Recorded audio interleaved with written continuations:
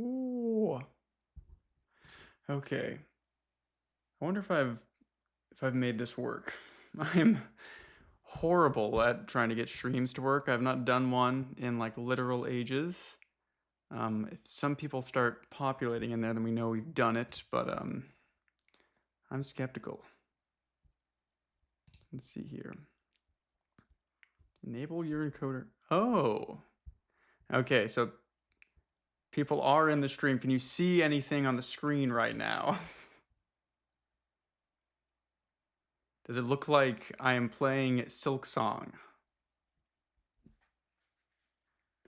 Yes, it is working. Okay, cool. I can't see it on my screen for some reason. But I'm really terrible with technology. I guess I could probably see through OBS, huh? This is my Oh, is Germa streaming right now? The funny thing is, the reason I am streaming is because I've been watching Germa lately, and I'm like, I'm a Germa fan. I must play blind. Yeah, I'm not doing that. It's gonna be hard to play without seeing. No, I can see my second monitor. I read Christine by Stephen King. I have not read Christine by Stephen King. I've only read a couple Stephen King stuff because I convinced myself that I didn't like Stephen King. Turns out I love Stephen King, but I've only read a few of his. I read Carrie, which I really loved. I read, let's see, what else have I done? I read If It Bleeds, which has the Life of Chuck short story in it, which is super good. I read um, what else did I read by him? Night Shift, which is like a collection of his short stories, including Children of the Corn, which I have a video on. And then I think I read maybe one, Misery, which is awesome. But yeah, I did unconvince myself of oh, I'm glad somebody read The Musings of He. I thought that was really cool. No, Stephen King, again, I don't know why I thought I didn't like him because his stuff is like incredible. It's like there's one story in If It Bleeds called, I think it's called Mr. Halligan's Phone. And it's pretty much just about an old dude who gets his first iPhone, and I was just locked in the entire time. I thought it was awesome. Also, disclaimer, I have played Silksong before. I love this game. Hollow Knight was my favorite game of all time, and it's hard to say. I mean, I really like Silksong. I would rather play Silksong than Hollow Knight just because the movement's better in this, but Hollow Knight does have a special place in my heart. I'm also trying to decide where I should put this stupid microphone and my monitor. Ugh.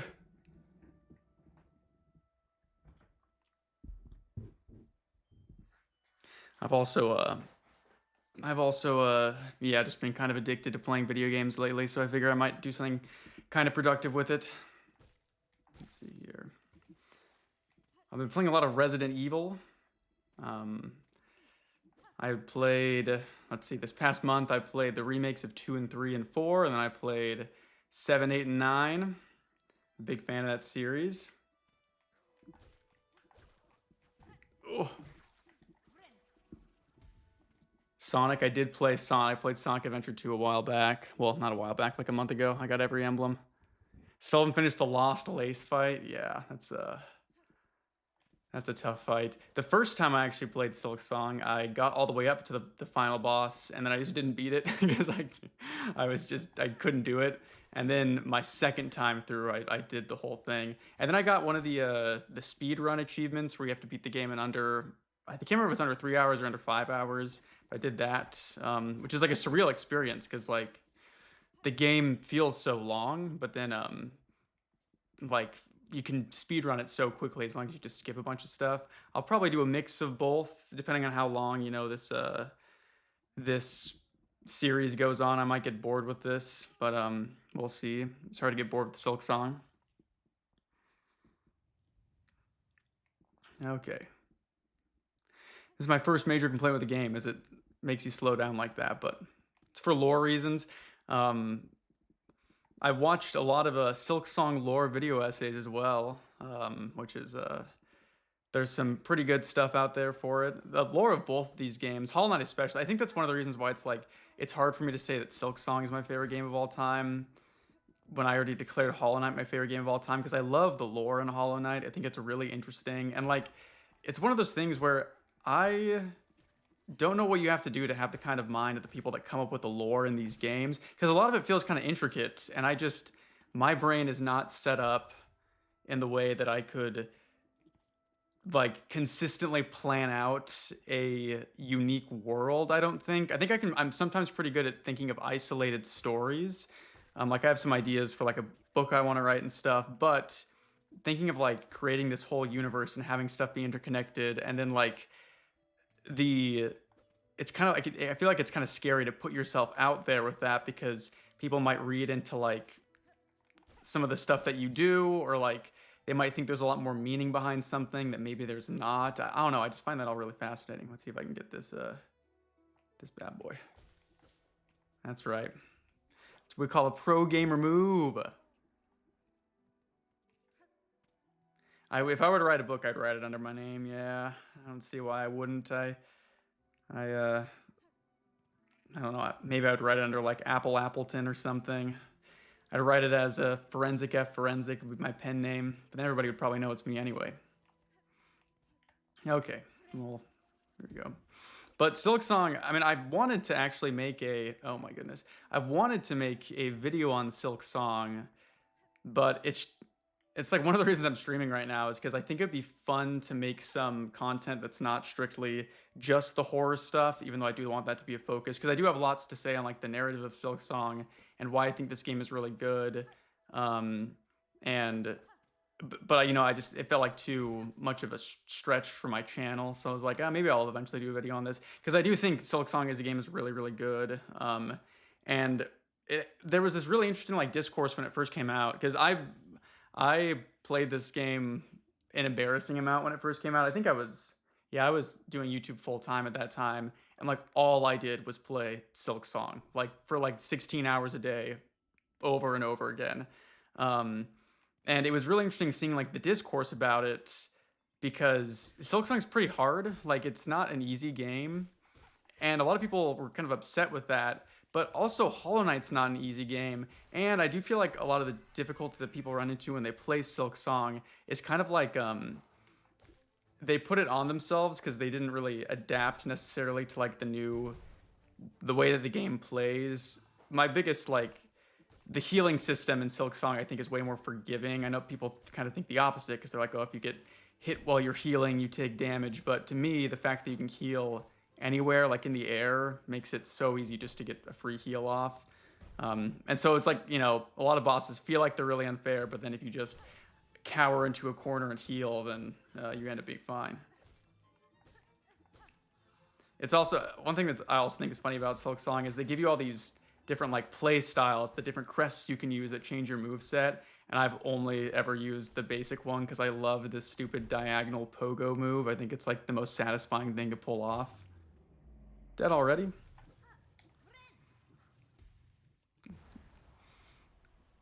Yeah, healing in the air has saved you. It is it's all you have to do in a lot of these fights. Even like the High Halls Gauntlet, which people refer to as like really difficult, which it is pretty dang difficult, but you can just cower up in the corner and heal, and you get some free heals. That's some good voice crack for you guys. Somebody asked if I'd read And Then There Were None by Agatha Christie. I actually have not read any Agatha Christie yet, which is shocking. I actually have one of the books. I have The Murder of Roger Ackroyd, which my brother gave to me. I still need to read it, though. In fact, I should read that because it's one of the only books on my shelf right now that I haven't read. Did I ever play the Lies of P DLC? I actually have not played the DLC, which is shocking because I've beaten Lies of P like 5 or 6 times. I love Lies of P. I like it more than some of FromSoft's games. I think it's just an awesome game. Also, has anybody else... This is something I'm sure you can all relate to. Has anybody else realized, and I think Northern Lions said this, which is why I'm thinking of it, that whenever you are trying to give like just like an amount of something, you automatically want to say 6 or 7. Like you want to say, oh, I've played this game 6 or 7 times. But then the internet brain rot has ruined that term. So now I've had to like intentionally make myself say 5 or 6 instead of 6 or 7. And it's difficult. But no, Lies of P is a fantastic game. There was a time when I was really in love with all like the Dark Souls games. Again, like a series that I kind of got too late, and I just played through all of it and loved most of the FromSoft games. I still haven't played Bloodborne, and I was not the biggest fan of Dark Souls 2, but Lies of P is absolutely incredible. It's like the only game, I guess, third-party game, I guess, Souls like that feels like it could have been made by From Software. I think it's awesome, and I think the Pinocchio theming is just freaking sick. Like it's so insane. Um, have I beat Hollow Knight? I beat Hollow Knight like more than a dozen times. I've beat all the pantheons in Hollow Knight. Do I have a favorite crest in this game? Yes, the basic one, because you get the diagonal pogo, which is the best move in the game. Um, that's mostly just me being stubborn though, because by the time I got my second crest, I was like, well, I already know this moveset. I don't want to learn another one. And then I like how there's some like risk and reward with I guess not risk and reward, but some momentum based reward with the beginning crest. I think it's called the Hunter's Crest, where you can build up the soul and it does more damage. I think it's kind of cool. I know like DPS wise, it's not the best one, but I don't play these games for the optimization. I play them for the vibes. Please dispose of the sweatshirt in the thumbnail. It's my brother's. That he bought as a joke, and then I ended up with it. I don't know why I ended up with it, but that picture of the thumbnail, if you want some intense Davis Morgan lore. So when I was in high school, I played Destiny. I loved Destiny. I played it when it came out, and I had a group of friends called the Wombo Combo. It's what we called ourselves. And every Friday, we would all get together at my place. So we would have 6 monitors all on our dining room table. It would be like a big LAN party, and we'd play Destiny. When I got in college, I stopped playing it. But then there was a new raid coming out, which is like a big 6-person activity. And my brother and his friend who were still playing were like, hey, we need somebody else to do this. Do you want to play with us? And I was like, yeah. And they would actually grind on my account while I was in class in order to get my character up to level. And then we did the raid. It was the House of Wolves raid, or it's called something. Deep Stone Crypt, I think is what it was called. We did that raid on day one, and it took us 23 hours. So the picture that you see in the thumbnail is me after 23 hours of playing video games with literally no breaks, which is kind of insane, but something I could probably still do to this day, which is probably not healthy. I don't know.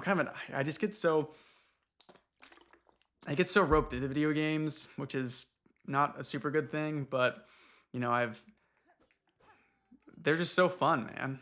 They know what they're doing. Okay, here's the little lady.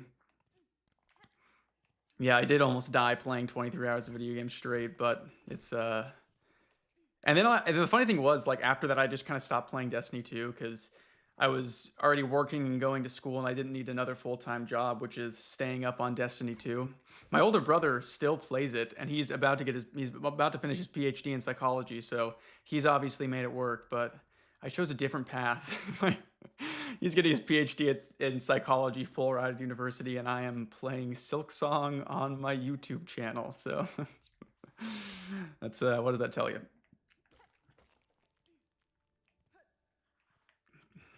Somebody asked me if I'm going to stream more. Probably. I mean, like I said, I just like playing video games. I recently have one of my best friends is helping me edit some videos just because I like well he was like asked me if there was a side hustle that I knew about, and I was like, oh, you can edit my videos. And so that's allowed me to be even more lazy. And a lot of the stuff I'm working on, so he's been editing a lot of like the unscripted stuff that I've done, but then the longer videos that I'm working on, it's like I'll be working on a script for like 3 hours, and then it's kind of hard to keep working on a script for like 7 or 8 hours in a row, which I used to do when I first started this channel, but I gotta stop. I gotta start focusing. But anyway, yeah, I'm excited about some of the longer script-based stuff. I've just been watching a lot of like longer content, which has been really inspiring to me. Like I recently watched Folding Ideas video about being invited to Beast Studios, which I thought was really good. I've been watching Down the Rabbit Hole, which I rewatched Frederick Knutson's videos all the time because they're amazing. And then trying to see if there's anybody else. There's somebody who made a really good video about like the whole GameStop super stonk situation, which I find very fascinating. So, will we get a happy mention in the stream? That's like, anytime I'm terrified, I just imagine happy Appy. It's like this unconscious reflex in my mind. So if at some point I get scared, I'll probably just yell out like an Appy, which is my new scared sound. Um, my wife was watching me play Resident Evil 2 remake, which it's funny, of all the Resident Evil games I've played, like I think 7 is known for being like the scary one. None of those games scare me more than Resident Evil 2 remake, just because of stupid Mr. X, who is the scariest thing in any video game ever.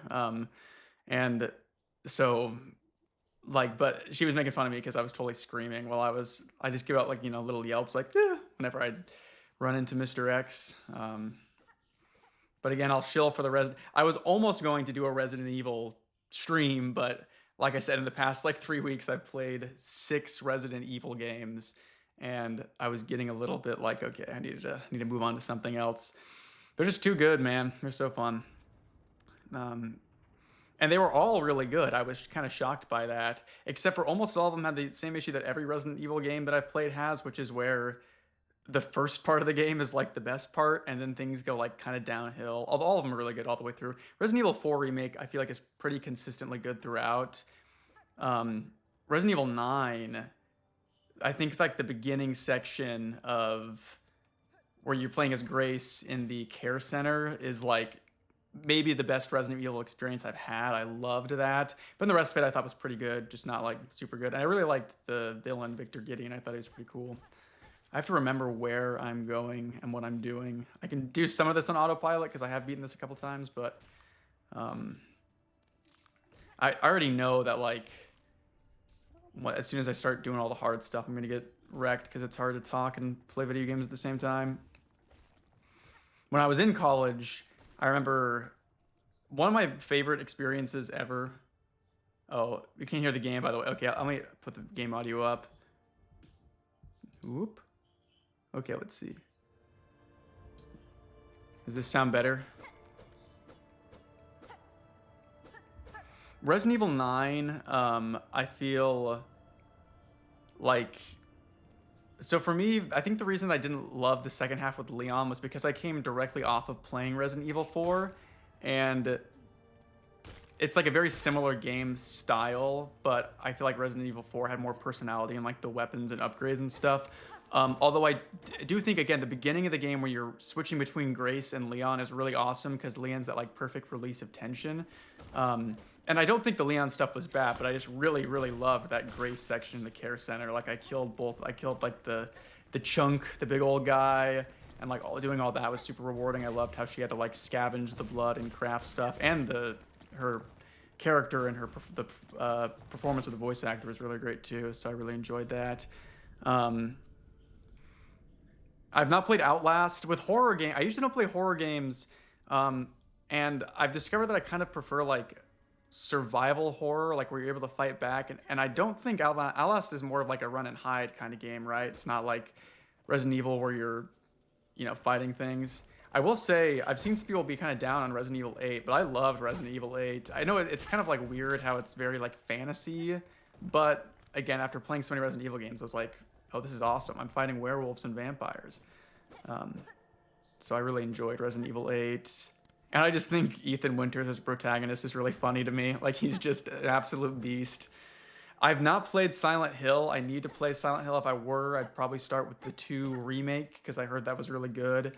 I'm trying to remember why. I mean, I didn't play it growing up because I never had a PlayStation. I only had like Nintendo consoles growing up. And then I've also watched so many videos about Silent Hill. Like, I've watched Mert KK's videos on it. I think there's like another YouTuber who I forget her name, but she does a lot of really great like retrospectives on survival horrors. Like, she does a lot of like she's really into the Clock Tower series. I forget her name, but her videos are really good. And so I know a lot of like the lore behind the Resident Evil games, which not Resident Evil, Silksong game. Oh my goodness, Silent Hill games, which makes it makes me feel like I don't want to play them because I already know the story, but I know that it's not true. Like, I'll play it and enjoy it regardless. But I kind of wish I didn't look up that stuff beforehand, That's like one of the interesting things about having a YouTube channel where I talk about like books that I really enjoy is like you almost don't I want to talk about stuff that I really love. But oh yeah, Tango Mushi, that's her name. Um, but it's like I want to talk about stuff that I love, but I also want people to like read the stuff that I love and not spoil it for them, if that makes any sense. I'm gonna make sure this thing is pointed wrong way. Directions, Davis, figure those out. Your favorite horror game is Sonic. I'll tell you what the real horror in the Sonic game is trying to get the A rank on Final Chase in Sonic Adventure 2, which made me nearly lose my mind. Okay, the map chick.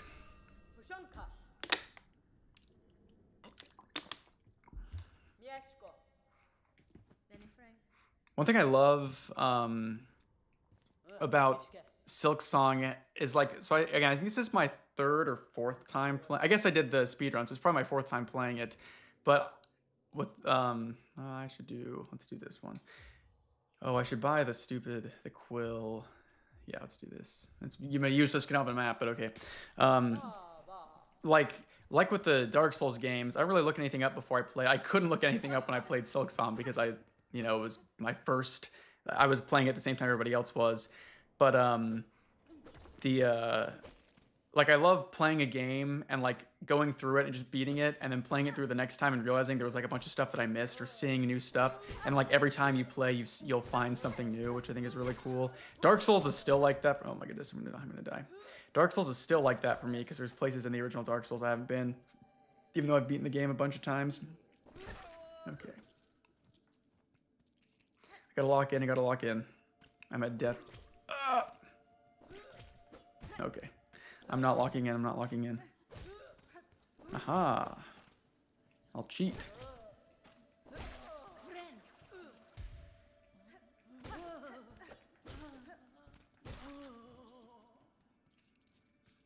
Yeah, if you ever watch a video of mine where I talk about something interesting and you choose to not watch the video because you want to read it yourself, that is ideal for me. I like. There's been a lot of people who did that with My Heart is a Chainsaw, which I need to make a video on the other ones in that series, but I'm working on a video. I got so sidetracked. A video about a book called The Head Full of Ghosts by Paul Tremblay, which I really enjoyed.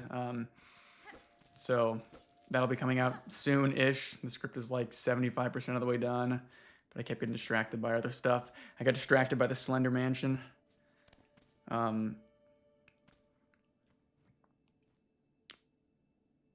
Let's see.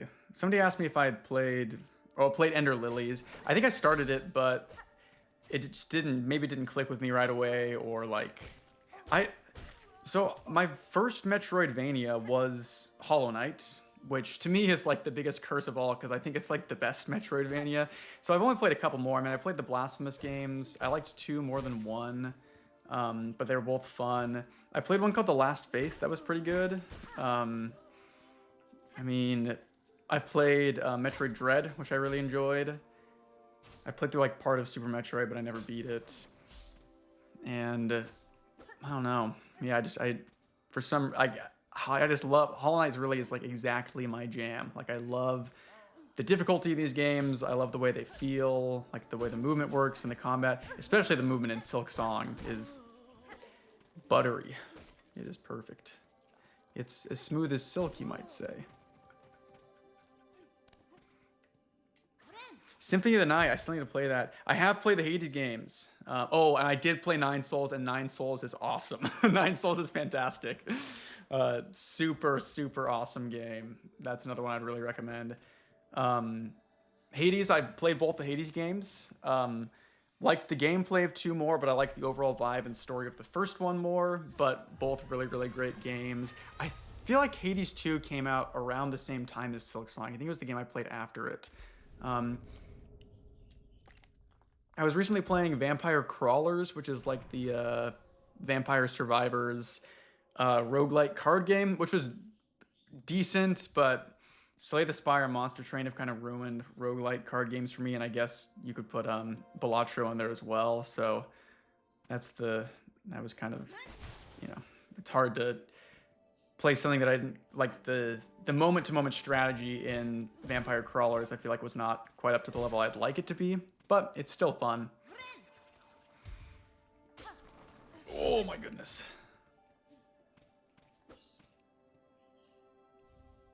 Afraid Rosary String. Somebody asked if I was gonna make a World Ends With You video.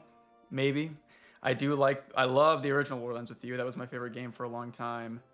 Somebody asked if I should do a collaboration with Jimothy Cool. I actually have a collaboration with Jimothy Cool that I need to edit that I literally forgot about until like a couple days ago. We filmed it a while back. It's us reading a Pokemon creepypasta. So I need to finish editing that. But I need to put like a beginning to it and an end on it, which it took me a while. But yeah, I've been watching his channel a lot, and I just reached out to him because we have similar sized channels, and I was like, hey, would you be interested in like reading a creepypasta with me? And he was down for it, so we read one. Yeah. Zero Escape, again, if I'm making video game videos, then Zero Escape will definitely be on there, because again, that's a series that I absolutely love. That was one where I kind of started working on a video on it, but then I was like, oh, I want to replay this game. And so I got it on the Xbox, but I think I'm going to end up just hunting down a copy of the game for my DS, because I love... First off, go play 999 if you haven't yet, which is the first Zero Escape game, because it has like it's like a visual novel escape room type game, but it has like one of the best twists in anything I've ever played ever or read. So it's just an absolutely incredible game. Fun fact, that was the first rated M game I ever played. I was not allowed to play rated M games growing up. Well, I was actually when I got into high school. When I was little, I wasn't allowed to. And my brother had 999, and so I played that, and I probably played it when I was like 13, or maybe younger, like 12, but I loved it. And then I really liked the second game in that series, Virtue's Last Reward, and then the third one was pretty good as well. I didn't like it as much as the first two, but I'm really glad they made it. But back in the day, I loved my DS. Like that was like my favorite console I had. I loved the Professor Layton games, and then like The World Ends With You, which again is like amazing because of the way it implements the use of both screens, especially during the combat. And then I recently played Neo: The World Ends With You on the Switch, which I also really, really enjoyed. I didn't think I would like it as much as I did, but I thought it was awesome. Oh, I missed that bench. Let's get that again.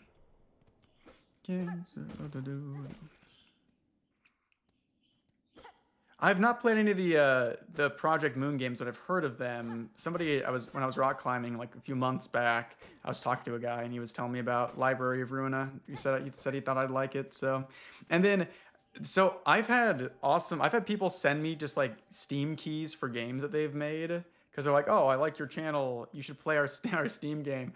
And I always feel so bad because I have a freaking iMac that was gifted to me by a company that I work for. So I can't play any of these games because I run on Mac, and I have a MacBook for my laptop. So I've considered getting like a gaming PC, but try convincing my wife that not only do I need an Xbox, a Switch 2, and 2 computers, but I also need an expensive gaming PC. I don't think I need those. But maybe eventually I'll get one.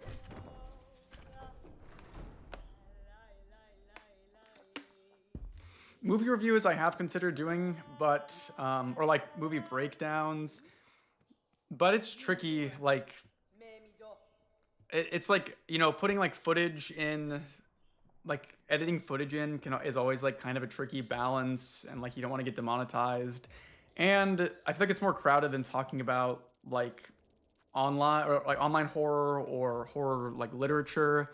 And I really like that I'm in this niche of my content being very like minimalist in terms of its presentation, because I feel like it tends to bring in an audience that's more willing to like listen to me talk rather than like being fed really cool visuals on screen, even though I really like cool visuals. And it's also just like a time thing. Like I'd rather make more videos about stuff that I can cover in a more minimalistic fashion than like spend a lot of time working on one particular movie review. But maybe, later on I'll do something like that.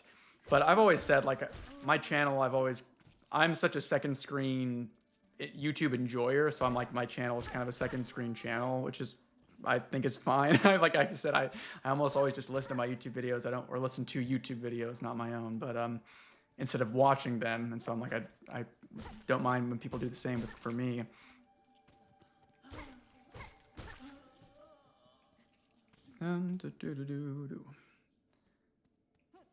Because somebody mentioned they put my videos on to fall asleep. I fall asleep to YouTube like every night. I've been falling asleep to Frederick Knutson's Eve Online video for like the past week. I've made it to like an hour and a half through, but it's like 5 hours long, so eventually I'll make it all the way through. Of the 80s. And if you hear me singing a little bit, that's just, I've been listening a lot to Cameron Winter's solo album, Heavy Metal. Awesome album, by the way. And I was just learning to play a song called Cancer of the Skull by Cameron Winter on the piano. And I've had that stuck in my head. I was listening to that. I had to drop one of our cars off today to get the brake pads replaced. And I rode my bike on the way home, and I was just listening to some good old Cameron Winter. All right, the Bell Beast. This guy wrecked me the first time I played. Let's see if I still have it. Yee. This game gets so much better once you can do the dash move. And that dash move is like why I have a hard time going back to Hollow Knight. Because it's just the dash in this one's so much better. It's like a sprint.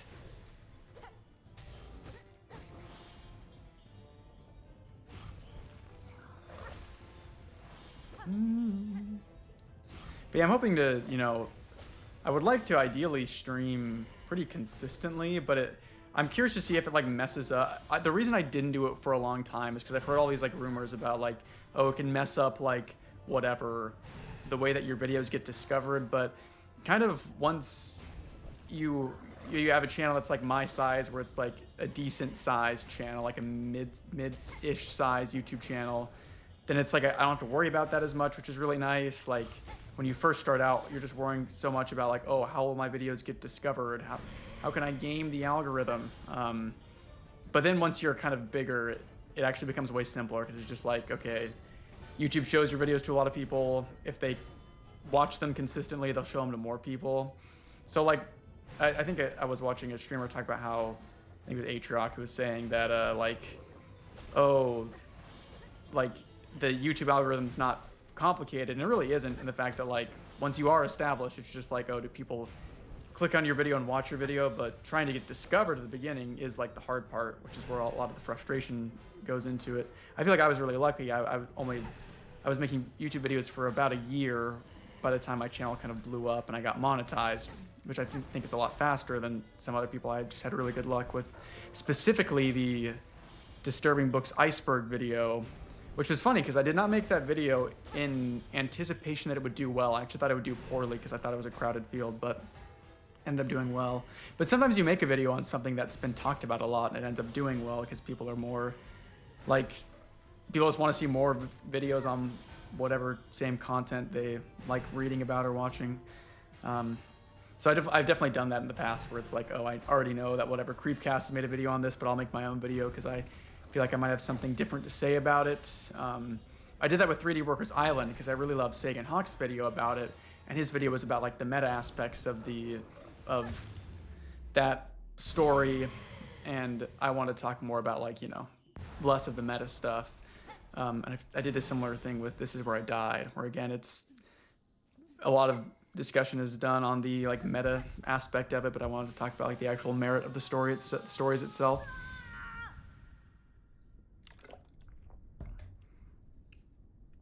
Oh yeah, make a Twitch.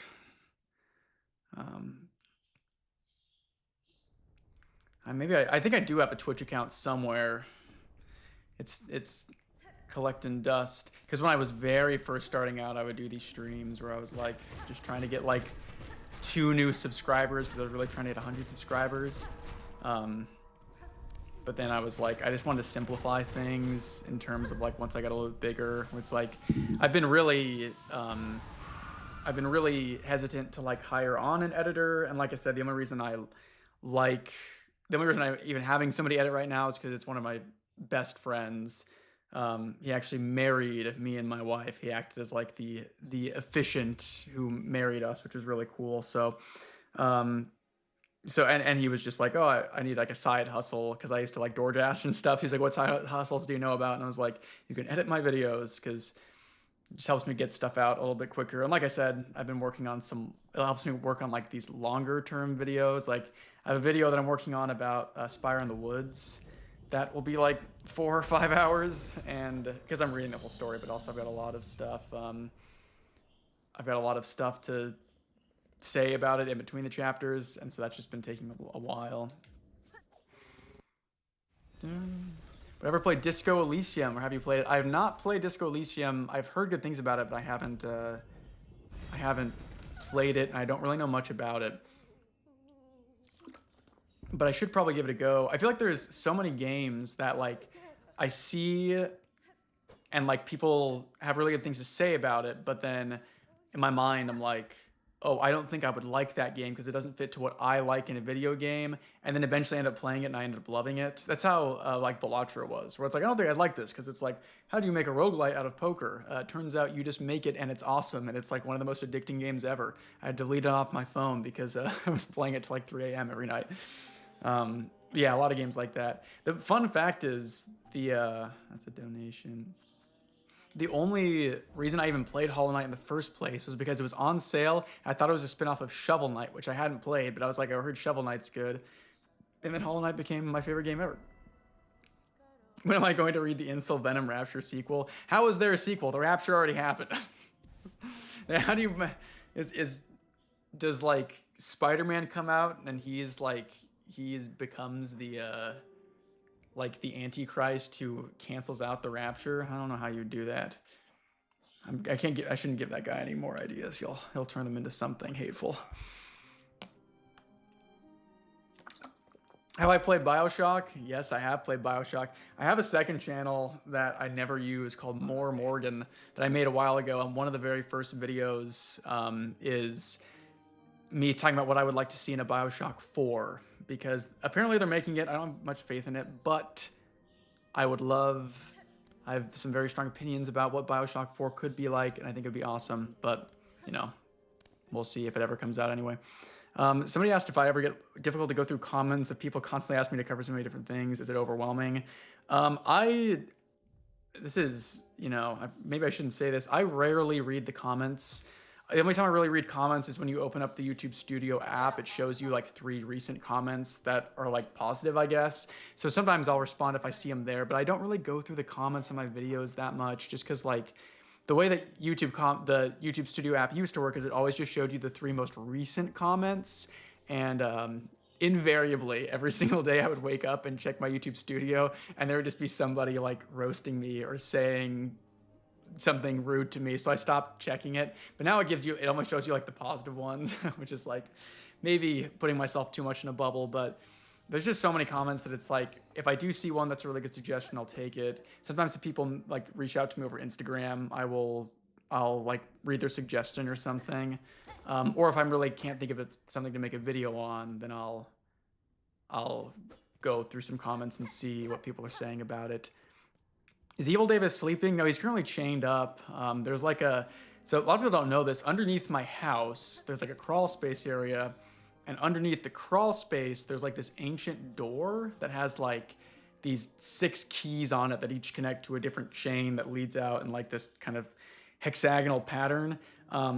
And I have those 6 keys, but as time goes on, the locks get weaker and weaker. And once all 6 locks are gone, that's when Evil Davis comes out and he makes his appearance and he challenges me. But then I'm able to, even though I always lose against him, I'm able to banish him back and then lock everything up, and I have to wait for the keys and the chains to break again, and then he comes back out. But he's currently chained up there, so. Where's the money, Skylar? Do I upload my music anywhere? I do have some songs uploaded on Spotify and Apple Music. I don't have the Astronaut song because I'm trying to record it, but it's tricky. I'm like like the music that I do have uploaded is all done just on like Logic Pro, which is like the DAW that I use. So it's all like digitally done, and then I sing. But this is like just with my acoustic guitar, so I have a hard time recording the guitar parts, and I can't get it to sound right. So I do eventually want to upload it there. Something saying "This is where I died," Breaking Chains. Yeah, you guessed where I was pulling that lore from. Subconsciously at first, but I was like, oh, I'm definitely just doing the "This is where I died" thing. Have I listened to or watched any musicals? I was in a musical in high school. I was Nathan Detroit in my high school's production of Guys and Dolls. In my junior year, I was in the pit orchestra for Oklahoma, which was very fun. So I was in Guys and Dolls. I was, and then my favorite musical ever is Hades Town. I do want to make a video on that someday because I do think Hades Town is just like perfection. It really jives with my love of the Deer Hunter. I feel like there's a lot of overlap there. Of other musicals that I mean, I grew up watching like the Phantom of the Opera movie, which isn't super great, but I grew up on it. I really like Les Mis. There's like the whatever 20th anniversary cast recording. It's really good. And then like my wife really loves musicals. She really loves Wicked, so we listen to that sometimes. But Hades Town's the one that I constantly listen to because I think it's awesome. But I haven't like seen it live or anything. They come to Portland pretty often, but I've just never done it. Sorry if you can hear my birds in the background. They're freaking out. That's what they scream because they're happy. It's the life of a bird.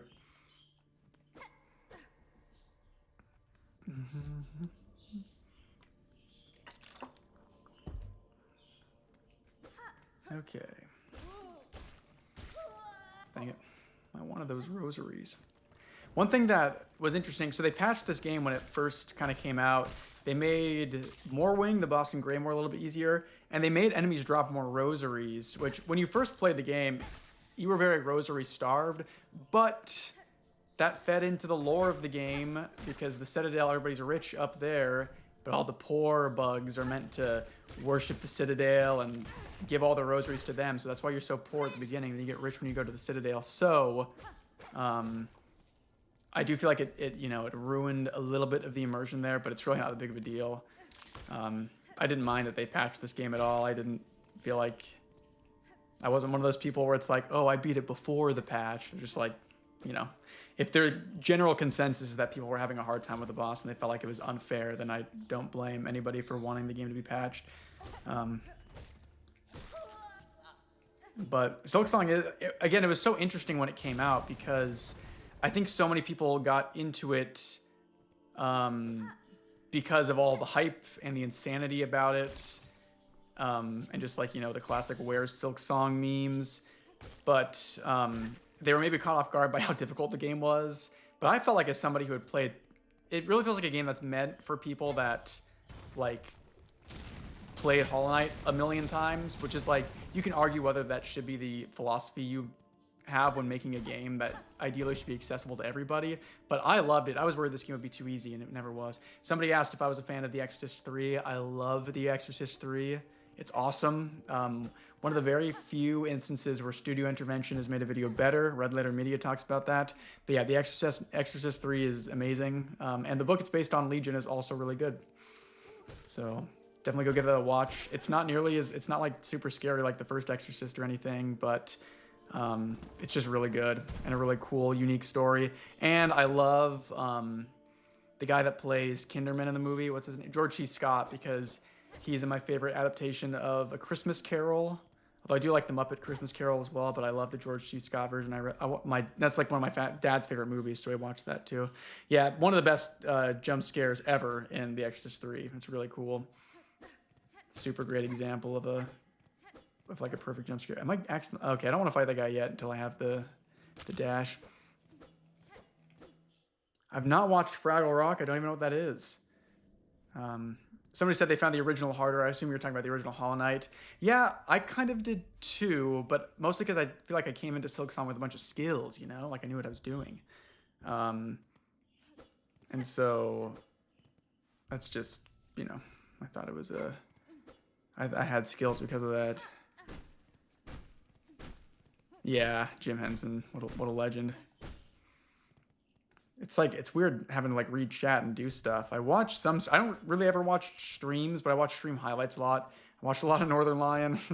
I love Germa too. I think Germa is like legit one of the greatest creative internet minds to ever exist. So, but yeah, I don't watch streams that are ongoing really hardly ever. I watch Mark Goldbridge. I don't know if any of you guys know who that is, but he talks about soccer, so I watch him a lot. Yeah, I've heard a lot of people suggest the Magnus Archives, and I should eventually get around to that. Is Magnus Archives, is he, was that like a Brandon Sanderson thing? I can't remember. I've not read any of his stuff either, but I've heard a lot about him. There's a carp in the bathtub. It's one of my favorite scenes ever. Like that's from The Exorcist 3. One of the best examples of like dry humor. And the other actor in the scene is laughing during it. And I don't know if they were supposed to be. I think it was like just a full, like, the actor could not keep it together during that scene.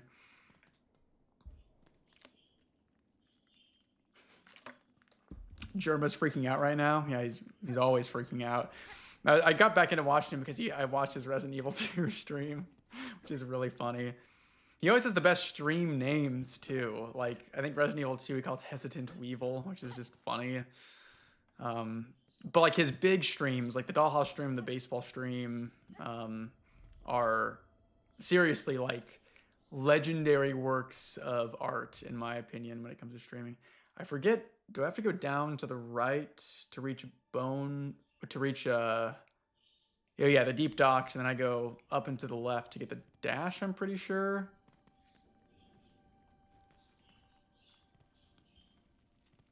I've also really wanted to make more videos that take place in the alternate universe that are not strictly focused on Five Nights at Freddy's. I was considering making a Stranger Things video where I rewrite the entire series but present it into an alternate universe as well, but I just don't think I like Stranger Things enough to do that. Like, I watched all the last season. I didn't really like. I liked the fourth season decent enough, and I really liked the first season, but I just don't know if I care about that series enough to feel like I'd have anything interesting to say about it.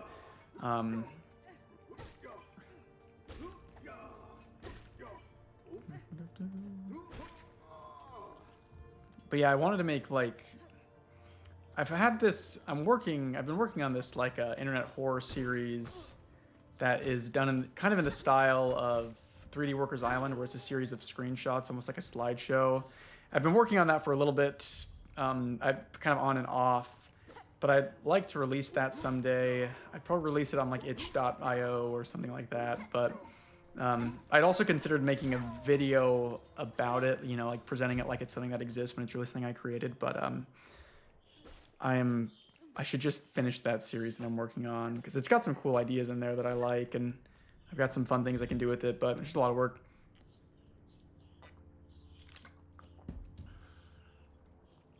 How's Silksong? It's awesome. It's always been awesome.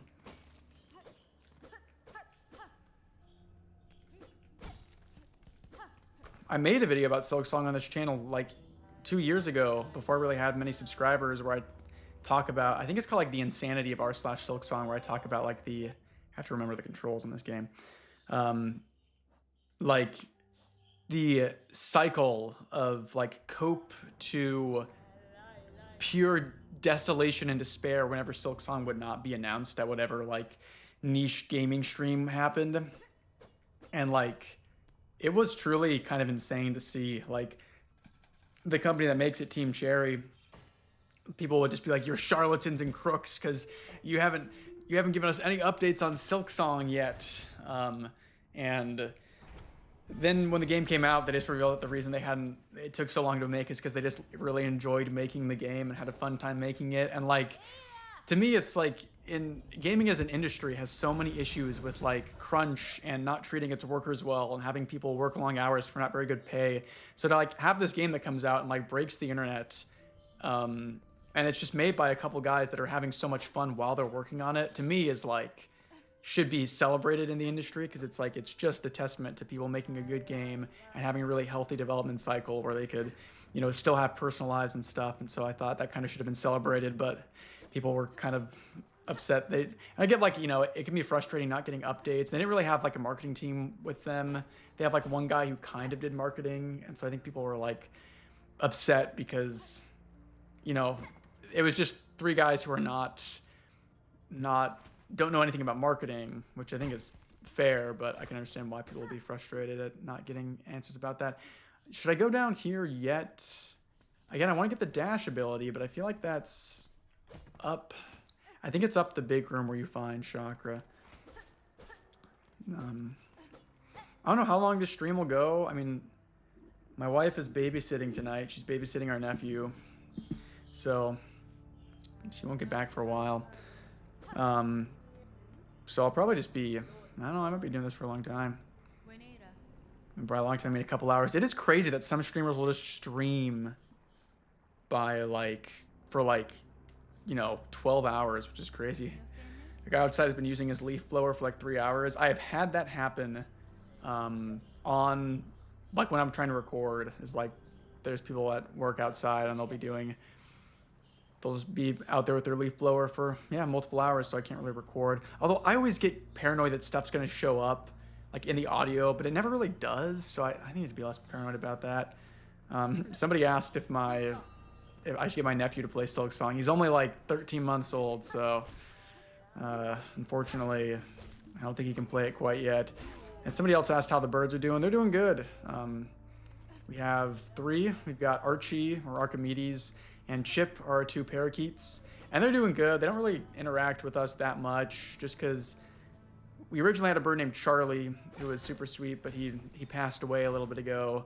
And he was like the really, like the one that was super affectionate towards me. He would like snuggle up to me. So when he died, we were left with Chip, and it's not really good to keep parakeets on their own because they're such social animals. So we got Archimedes, and Archimedes is cool, but he really just hangs out with Chip. But then we have Cookie, who's our cockatiel, and she was a rescue. And she's been in like 4 different homes because apparently she was like too mean. She's super sweet, but she was like abused and people try to grab her a bunch. So she still doesn't like hands, but she'll fly onto my shoulder and she gets into literally everything. She's a sneaky little evil bird, but we love her. So she's fun.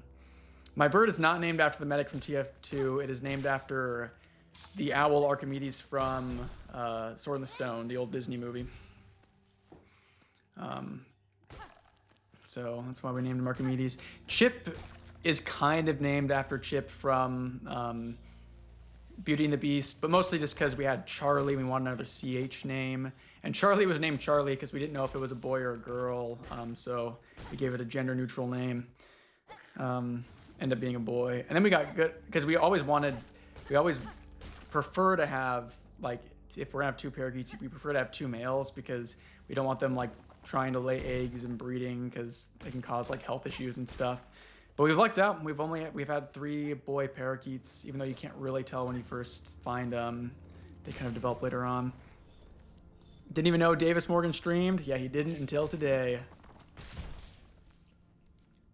I have not played Red Dead Redemption 2, nor have I played the original Red Dead, nor have I played the GTA games, actually. It's funny. That's another one that's kind of eluded me. But I should play those because, I mean, I've really enjoyed the third-person shooters like Resident Evil, so I'm sure it's similar. I have read House of Leaves. I have a script for that I've been working on for like literally the past year, just like slowly chipping away at. But it's like it's one of those things where I want to make sure I have interesting things to say about it. And Sagan Hawks recently made a video on it, so I didn't want to, I would rather wait for the smoke to clear, and I need to finish watching his video because it's pretty long, but I want to make sure I have unique things to say about it. How do I keep myself motivated with writing? If you're talking about writing scripts, I keep myself motivated by needing to pay rent every month, but writing personal stuff, I mean, I'm just in like a very different situation than a lot of people, right? Because I do this full time. It's way easier to be motivated with like writing when I have so much free time to do it, And like I do, I work on videos a lot, and I do like most of the cleaning for our house, and I do like all the grocery shopping because my wife works. She works like a 9-to-5 job. So I have just a lot of time. I'm also like kind of a night owl, so I work on a lot of stuff at night. Just like, from like 9 to 11, I will work. Never forget happy. I will just work on stuff when I feel like I have the motivation for it. I've also got I got ADHD, and my brain is very like, it likes to work in bursts. So when I find the motivation to do something, I can work on it for a couple, a full day. But when I don't have that motivation, because of what I do, I'm able to kind of give myself a break and just be lazy and play video games or something, which maybe isn't the most healthy way to do it, but It's worked for me so far. But trying to find the motivation to work on personal projects is really difficult because, like, again, with like a video, please don't kill me. Yep, that's what I thought. When it comes to working on, well, see you guys tomorrow. No, I was kidding. Okay. But anyway, when I'm trying to, where am I even at? Okay. When, okay. But yeah, when it comes to like finding the motivation to work on something, I just work on it when I feel like I have the motivation to do it. And then like, I always find that when I'm able to kind of like almost stock up on ideas, like, I'm able to just like, if I go on a long drive or something, which I do pretty consistently because my closest climbing gym is like 2 hours away. So I go on these kind of long drives, and or when I'm in the shower, honestly, I'm able to kind of like, not worry about the noise of just like constantly listening to something or listening to music like I'm typically doing. And then I'm able to kind of get more ideas about what I'm working on. I think that gets me excited to write and to work on something. Because I do feel like that's something that it's a really tough balance. Because it's kind of easy to be like constantly entertained by like always playing video games or always listening to something. Like I watch so much YouTube, so it's like I'm always, listening to something. But like sometimes I just gotta take time to like take my headphones out and just like think and consciously think about what I want to work on and just let my mind wander. Because it's easy to keep your mind from wandering when you've got so much, stimuli around you. So just giving yourself time to let your mind wander, I think is like really, even if you're not working on something creative, I think it's really healthy. I'll also try to like, sometimes I won't watch YouTube. I'll just like listen to music. But even then, like something that I'm really big into when people have asked me about like, was I that far away? Oh yeah. People ask me like, oh, how do you write music? That's another thing where it's like, I think a big key to learning how to write music is to listen to music that you like, but with intentionality. So it's like, you're not just listening because you enjoy it, but you're listening to like understand what, the musician is actually doing. And like, that's one of the reasons I love Cameron Winter's new album, because it's probably not new, but new to me, is because I feel like there's so much intentionality behind the production, and it has a lot of weird choices that it does. Specifically with Cancer of the Skull, there's some really cool stuff going on in the mix there. And I feel like listening to that stuff with intention is a really good way to teach yourself like more creative things instead of just like passively listening, if that makes any sense. I've probably been on that. Probably been on that tangent for too long. But anyway. So yeah, I mean, again, not super good advice, but I just think giving your mind time to wander without external stimuli is really good. And again, good for literally everybody. It's one of the reasons I like reading so much, is I feel like it's very low stimulus, you're just sitting and reading. And, I try to read. When I'm reading, I'll just sit inside. In this room, typically I have a little bean bag that I'll sit in and just read. Sometimes I'll sit out in our backyard and read, or I'll read at night, just to like chill out my brain.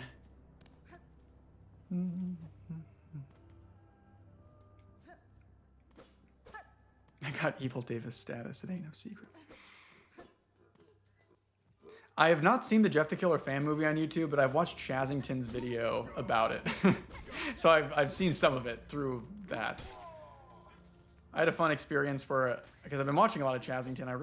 Chazington's really funny, but I mentioned him in a video and he commented on it. I was like, oh, that's cool. Like he actually watches my stuff. If you haven't watched Chazington, he's a really funny YouTuber. I think he's a couple years younger than me, and it's really interesting. Even my younger brother, who's only 2 years younger than me, I feel like there's this weird, almost generational divide between like my brand of Gen Z and their brand of Gen Z in terms of like I didn't really grow up, like I wasn't little when I watched YouTube. I started watching YouTube when I was probably 16 or 17. So it's like I didn't watch kids YouTube at all. Like I watched, I started out watching, it was arguably kids YouTube, but like, I watched like Peanut Butter Gamer, which sounds like it's very kiddie, and it kind of was, but like I never really watched like kids Minecraft content or anything, or even like Minecraft didn't come out until I was in like 8th grade, and never really got into it, and it wasn't nearly as ubiquitous back then. So I feel like I you know, my experience on the internet was just different from somebody like Chazington, who's only a little bit younger than me. I guess I don't know how young he is. I mean, I'm 27, so he might be, I think he's like in his early 20s. So I find that really fascinating too. Even like Five Nights at Freddy's, like my younger brother was really into it, and I was only ever into it for the lore, which is it's too complicated now. I can't do it anymore. But hence the rewrite that I did. I'm so good at this game. I'm just getting killed by these ants. Okay, excuse me for yeah. Peanut Butter Gamer has a kid. He also lives in Washington. I think he moved from Texas to Washington, and yeah, I love Washington. That's where I live. That's where I grew up, and I mean, it's where I'd like to stay here ideally, but we'd probably move from where we live. We just live in a very small area, and when we eventually have kids, we'd like to live somewhere a little bit bigger. Give me 1 second, guys. I'm gonna go grab another water bottle.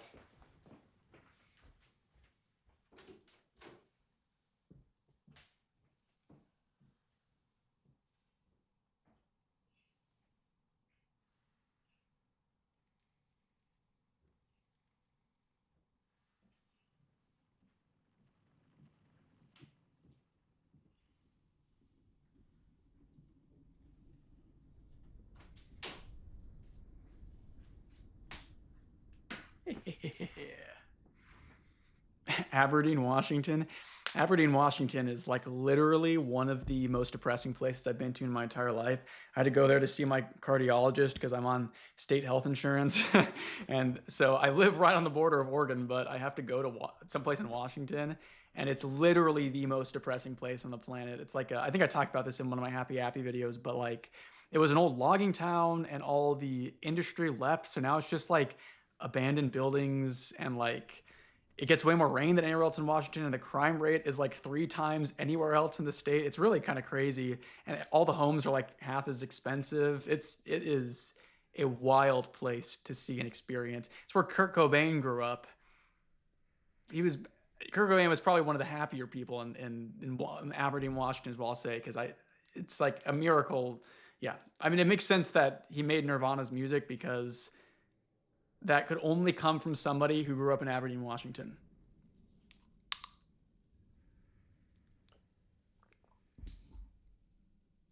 Yeah, no, it is like it would be a great place to set like a TV show or a movie or like something. But yeah, just kind of depressing.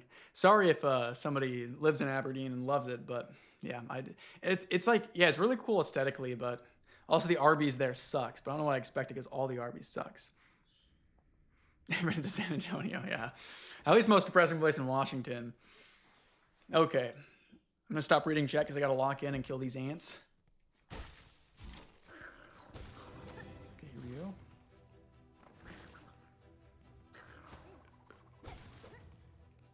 I also can't hear my game because I couldn't find out a way to get the game audio and to like play in the headphones while also capturing it for the stream, so I'm playing in silent mode. Whoops.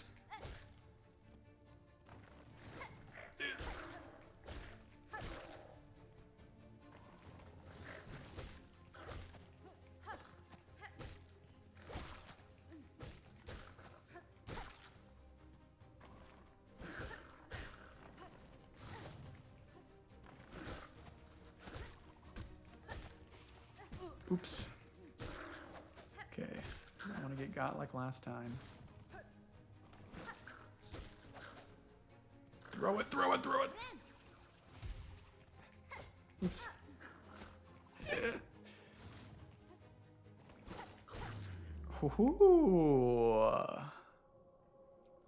What do I think about bugs in general? I'm actually kind of I'm not I wouldn't say I'm afraid of bugs. I hate spiders. And I'm playing a spider game. Isn't that so ironic? No, I hate spiders. They freak me out so bad. I'm a little bit better at dealing with them now. I think it's mostly because I'm married and I have to deal with them. I can't cower anymore because my wife also doesn't like spiders. But like growing up, I would like physically like seize up. Like I freaked out whenever I saw a spider indoors. Like I probably had some actual arachnophobia there, but I managed to get over it a little bit. I still hate them, but not like I don't. I'll put it this way. with spiders now, I don't mind. I still don't like them, but it's like if I see a little spider, it's not gonna freak me out. I'm not gonna try to kill it or anything. I'm just like, you know, spiders are not bugs. Yeah, of course. Um, but so yeah, like, but you know, I spent the past couple days weeding out in our yard because we recently moved a couple months ago, and this place was like vacant for a couple months, so there's just so much. It's like the yard is all weeds and stuff, and all like on the sides of the house. So I've just been weeding for like 5 hours a day for the past couple days. Um, so I've been, you know, I've been living with the bugs. I've been handling them. Okay, now I get the dash. This game's perfect.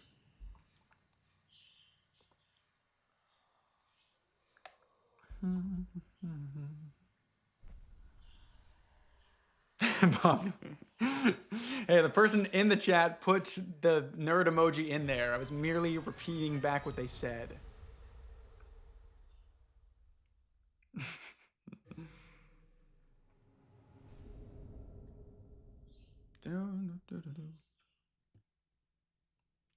I'm not a gardening guy. I'm just a yard work guy. I would like to start a garden someday. I have no excuse. I live in Washington.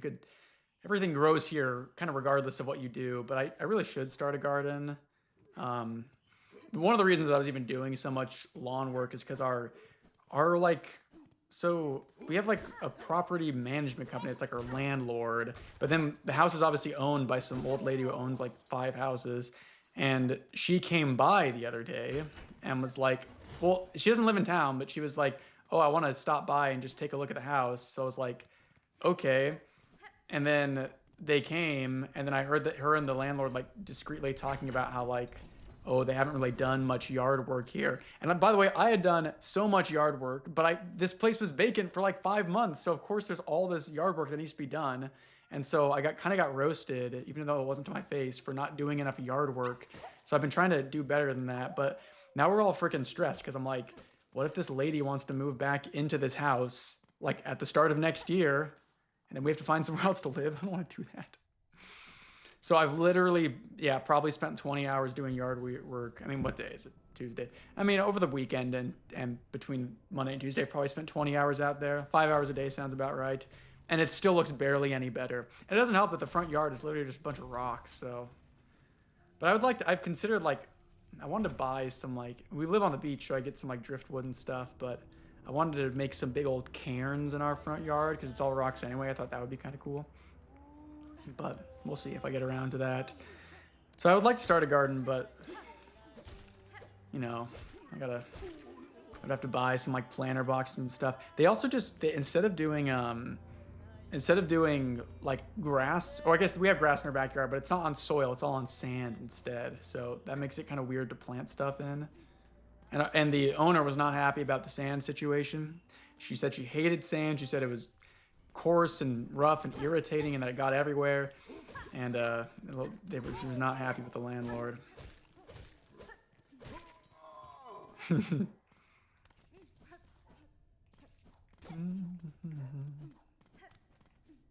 Okay. So where do I need to go now? I need to fight Lace. I need to drop this. Oh, that goes up actually. The first time I played this, there's a boss called Morwing. I didn't even fight him until way later on the first time I played, because you can skip it by doing the flea side quest. I guess there's a bench down here. I should probably... Have I gone to it already? I need to buy the bench pin, actually. Or the bench, whatever it's called. Marker. Am I going insane, or was the map lady not right here? Oh! Oh, there she is. Santa that makes you a landlord.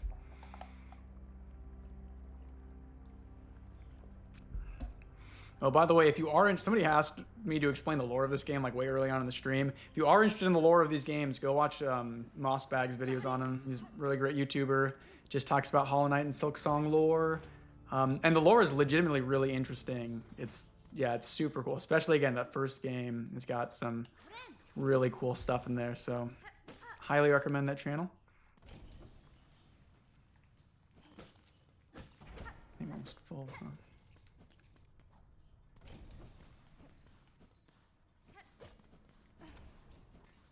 Or is that where the... Oh wait, that's just the... Is this where you fight Lace? No, it's just a gauntlet. There's a DLC for this coming out. We don't know when, but you know, maybe in this within this next year. That I'm super excited about. Money from charity fraud. Thank you for the charity fraud money. Like Davis, more gamer.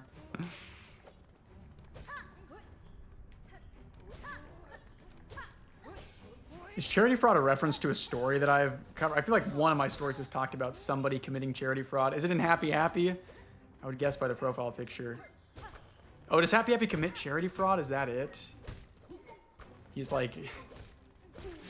The list of Happy Happy's crimes is so extensive, I'm sure it's a safe bet. Any crime he's probably committed, but... Somebody also asked if I've read My Immortal. I kid you not, I've taken 3 attempts at making a My Immortal video. One was scripted, one was unscripted, but edited, and one was just gonna be a fully unedited slop video. But like, it's funny, but there's so much stuff in there that like, it'll probably be demonetized, and like it's it's just like there's so much insanity in there. You know, discusses some very risque stuff in a very flagrant and you know, like manner, I guess. You know, a very like dismissive way. And so I'm like, I don't know how to read this in a way that makes it funny. Yeah.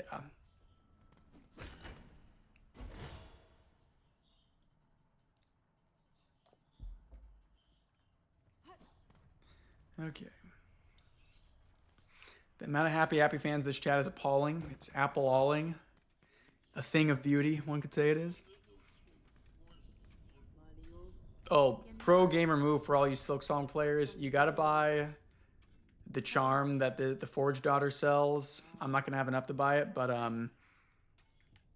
there's a charm that makes it like you don't take, yeah, it's this one, Magma Bell. You take like half as much fire damage. You gotta take that because when you fight the last judge, it makes them very, well, a lot easier. So, pro gamer tip from Davis Morgan. Oh. Also pro tip, make sure you jump up when the thing is there. Okay, ready to go up there.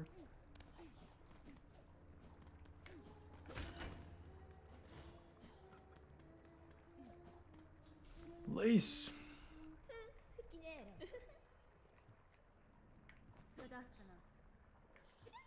One thing I really think is cool about Silksong that some people dislike is that it inverts the final bosses of Hollow Knight. So like in Hollow Knight, the non-true final boss is the Hollow Knight, who's like an enemy that's very similar to you. And then the true final boss is the Radiance, which is like a big enemy that you don't take contact damage on. In Silksong, the non-true boss is Grandmother Silk, which is like the Radiant style, you don't take contact damage. But then the true final boss is a enemy like you. So I thought that was pretty cool.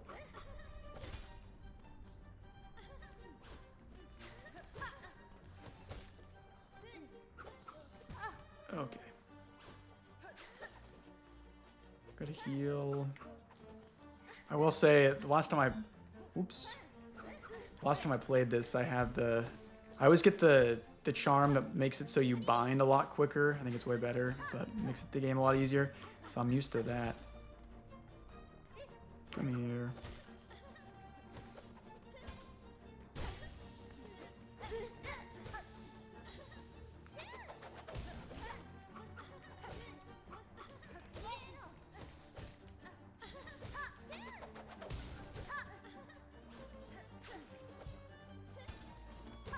Also, the dash attack in this game is an absolute lifesaver.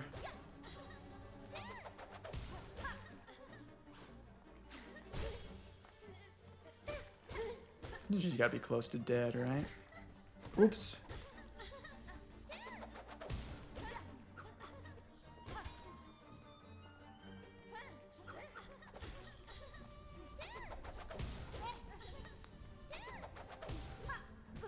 What? Okay. Oh no! There we go.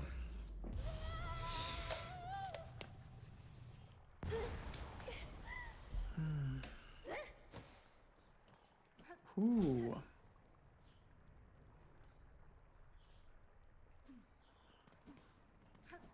So we call pro gamer moves. Oh, is the screen tearing bad? I don't know. Again, I don't really know how. It looks like it's kind of bad on here, huh?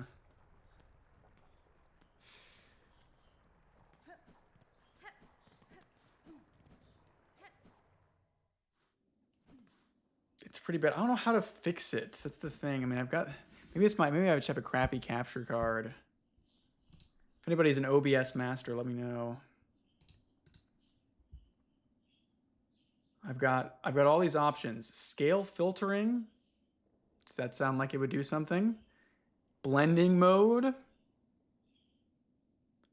Do I have VSync on?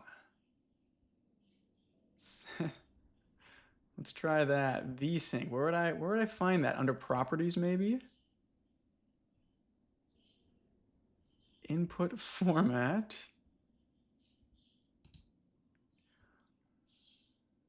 There's like 8,000. That's probably not it. Oh, VSync would be in game option. Oh, I'm not playing on PCs. I'm playing. That's probably the issue, huh? I'm playing on my Switch. And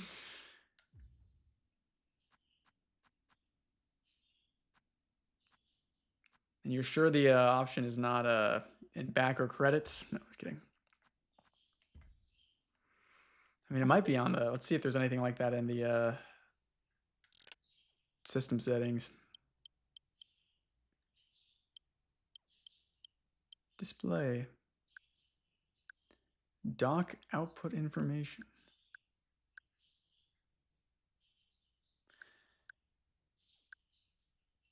Duh. If you guys did not know, I'm actually not very good with technology at all. Even though I do stuff. Well.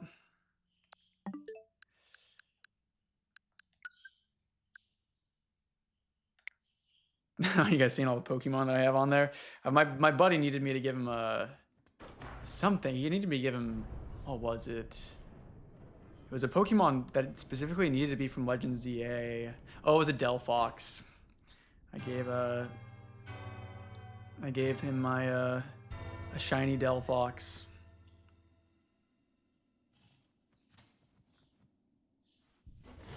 All right. I should have killed one of those.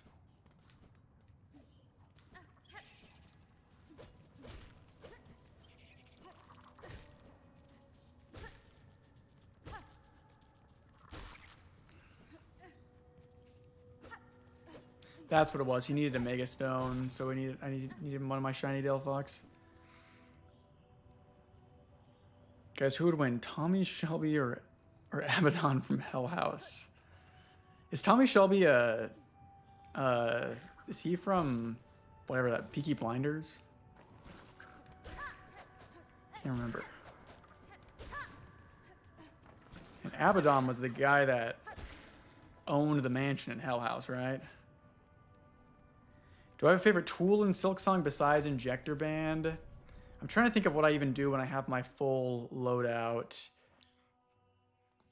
I mean, in terms of weapons, I like the cog flies, and I like, I feel like I just use like the 3-pin thing. And then the 2 blue ones I use are always Injector Band, I think that's a blue one, and then the poison one, Pull Apart.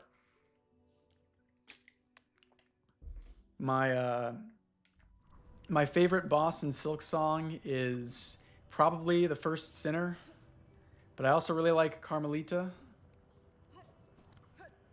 Am I in the far... Oh, wait. Deep Docks goes to Far Fields. That's right. But I think like all of the late game bosses in Silksong are really solid. I really like all of them.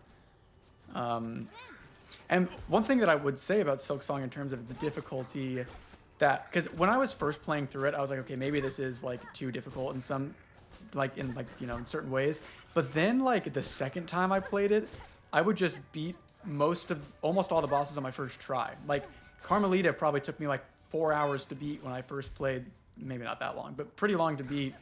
And then like I just like destroyed her on my first try, my second time through the game. So I'm like, as long as you're able to like properly learn all the patterns and just understand what your response needs to be for every given move, then all of the battles feel remarkably fair, which I think a lot of people are saying the game felt unfair, but I didn't personally feel that.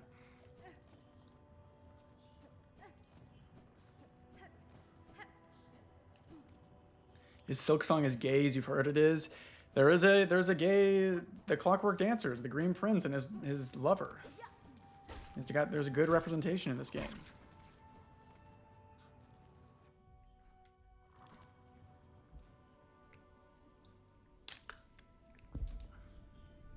Oh my goodness, what did I do?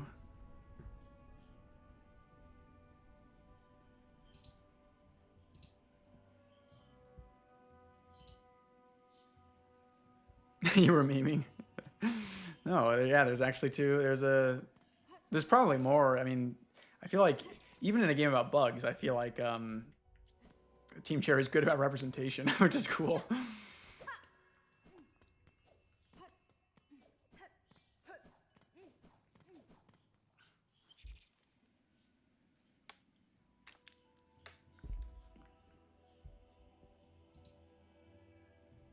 Oh my goodness, verify that it's me. Can you guys see this? Can you guys still see the stream? Okay, it looks like you can still see the stream. My stupid... Wait. You guys... Okay, you can still see it. My computer is asking me to verify... Like, my YouTube is asking me to verify my identity every single time I log in, and I keep doing it. And it keeps asking me. Now I'm gonna go crazy.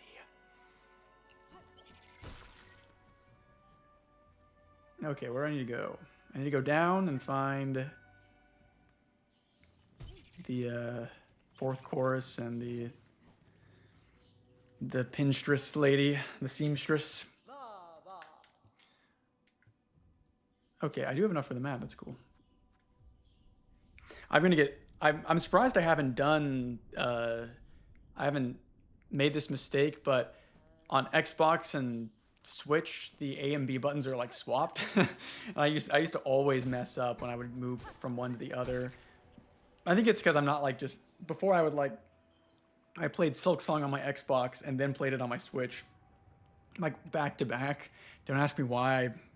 I think I did that because the first time I played it, I just downloaded it through Game Pass. But then when I got it for my Switch, I just wanted to buy it to support the developers. So I think that's why I have this game twice.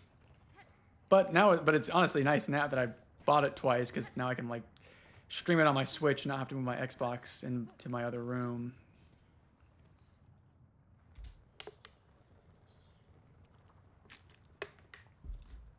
Davis Morgan, the YouTuber. Do I have a Switch 2? That's what I'm playing this on. My Switch 2. I mean, I grew up on Nintendo stuff. I'm a Nintendo fan for the most part. I mean, things about Nintendo corporate-wise I do not like, but in terms of like the games they make, I think their track record is very consistent. Tears of the Kingdom is like maybe is close to being. It's my favorite Zelda game, but close to being one of my favorite games of all time. I love all of the 3D Mario games, but specifically Odyssey and 64. I've got just so much nostalgia associated with Nintendo in general. And especially like the DS era I loved because it just felt like it was so unique and so many developers were making cool experiences for it, like 999 or The World Ends With You or Professor Layton, like stuff that, and again, I think there's a lot of kind of maybe lesser known franchises that like were on Nintendo consoles that I wish would come back. Specifically, I love the Trauma Center games. If you guys ever played those, Trauma Center Second Opinion and Trauma Center for New Blood are. Oh, I need to talk to the stupid. I didn't talk to her yet. Dang it.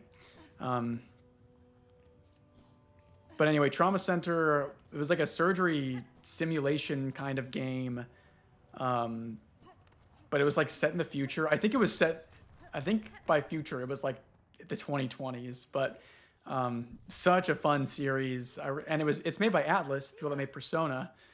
And I played Persona 5 a couple years back. This is the first Persona game I played. So yeah, but again, a really cool series. I wish I could play it more. The issue is it's on the Wii, and I have a Wii, but the Wii like motion control tracking is not nearly as good on HD TVs or like, you know, flat screens. So I need to buy a CRT, but CRTs are kind of hard to come by now. I'd have to like drive out to Portland to get it, and it would be expensive because people have caught on to the fact that gamers like CRTs.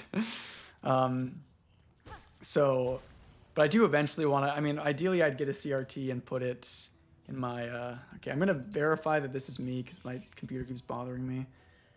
Ideally, my plan would be to get a CRT and then put it in the closet behind me so I don't have to, you know, have it just sitting out in the open. Now it's not even showing my stream. No. Well, I can't even see myself.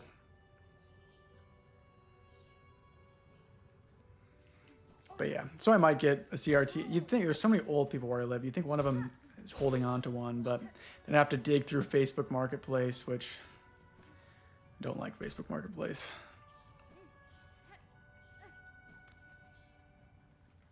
Okay. Gotta get these spines.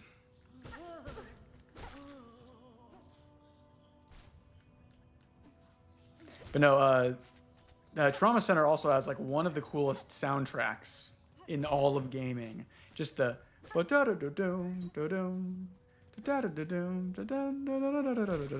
like really good, especially if you like Atlas music. If you like, I don't think it's the same people that do Persona, but it has very similar sound to it. But yeah, awesome soundtrack.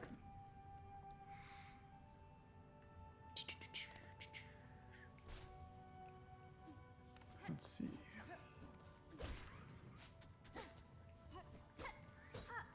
I forget how many of these spine cores you need. I do have a complaint about Silksong. This particular fetch quest is weird to me, that it just kind of... It wouldn't be so weird if it was like the first side mission that you got, like, and the game was like explaining to you like, oh, you have these side missions you can do that might reward you. But like the fact that it's like a mandatory little fetch quest is kind of strange to me. So it's like, but I have very few complaints about this game. That's just kind of a nitpick. It doesn't really bother me. I just wish there was a way to circumvent it. Like I wish there was a way through exploration you could find, you know, you could find a cloak or something, or, you know.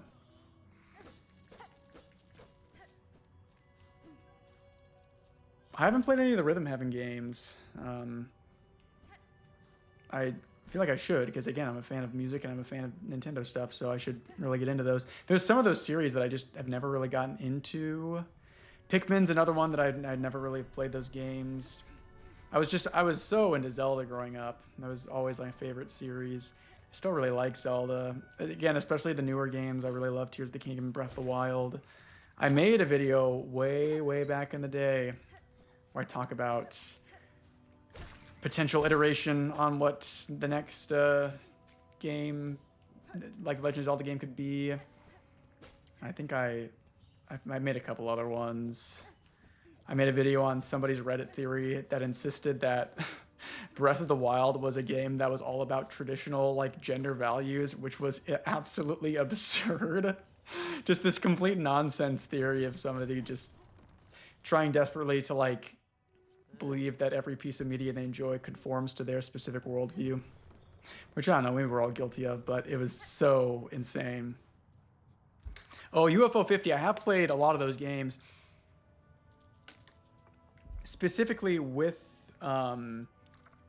with UFO 50, there was one that was like an idle game almost, where you were like a dude with a yo-yo and you like went out and explored, and you have like these little things that made resources for you while you were playing.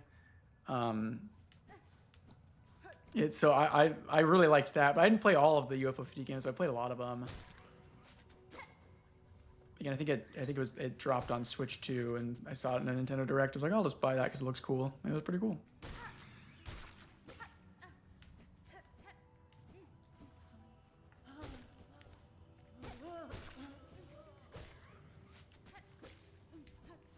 How many of these freaking cores do I need, man? I'm just one bug.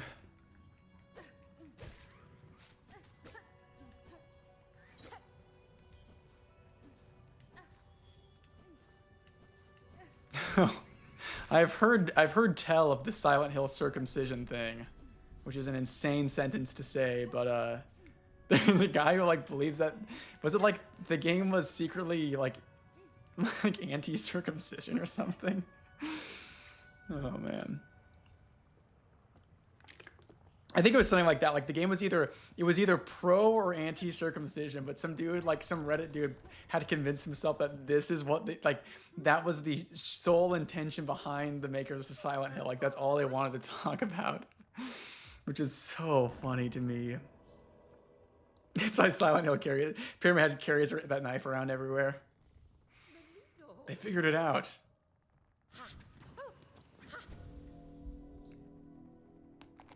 That was it. The main villain of Silent Hill 4 went crazy due to being circumcised. This is the main villain of Silent Hill 4. Wasn't he like raised in an insane cult or something?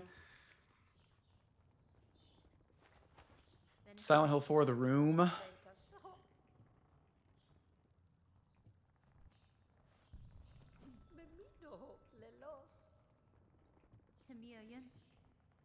Sorry, I'm skipping all the dialogue.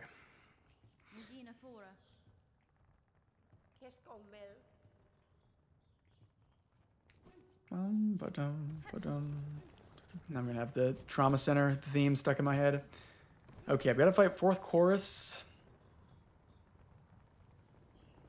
I've got to go up. Should probably, maybe I'll go down and then wrap around to fourth chorus. Do you not have to fight fourth chorus then? Can you just skip that entirely? I feel like there's also a secret area somewhere around here, but I can't remember. I never did play Trauma Team. That I remember when that came out, but that was just back in the day. You know, I was still a kid. I pretty much got 2 video games a year. I would get one for my birthday, one for Christmas. But I mean, I had a bunch. I've had 4 brothers, so we had a decent supply going. And I think we couldn't rent it from our local video game rental place. Like they didn't have it, but I remember wanting to play it. We used to also read Nintendo Power, which was a goated magazine, which I am like 99% sure the only reason my family had a Nintendo Power subscription was because my mom didn't like getting the mail, and she knew that if she got a subscription to Nintendo Power, literally one of us would check the mail every single day.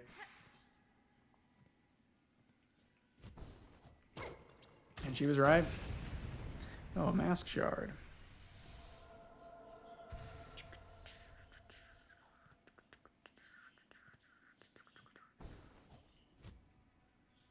There's a whole movie about a whale that jumps.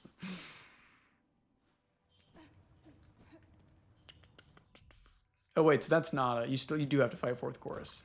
That doesn't lead back.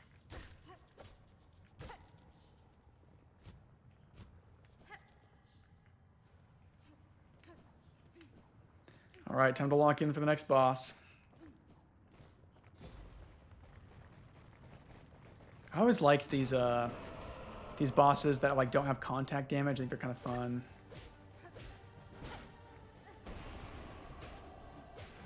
What do we do?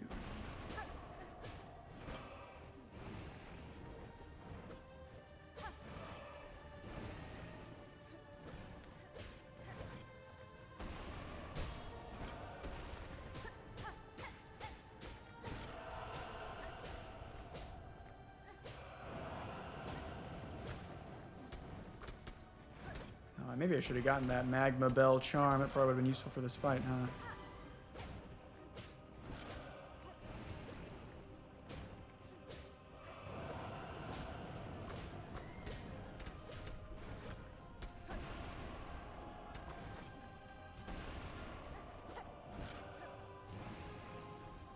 Come on.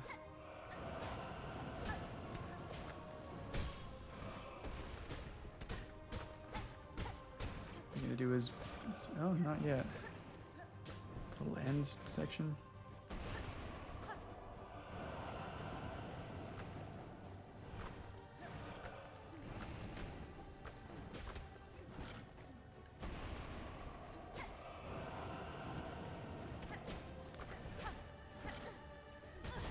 Oops.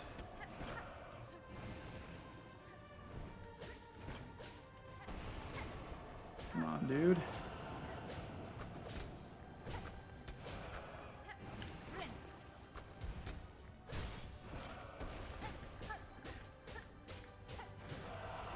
we go.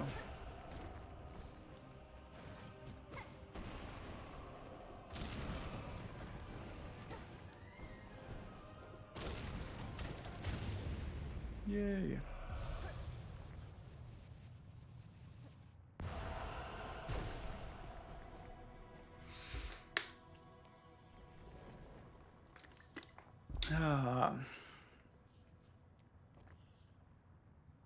What are my thoughts on Smiling Friends?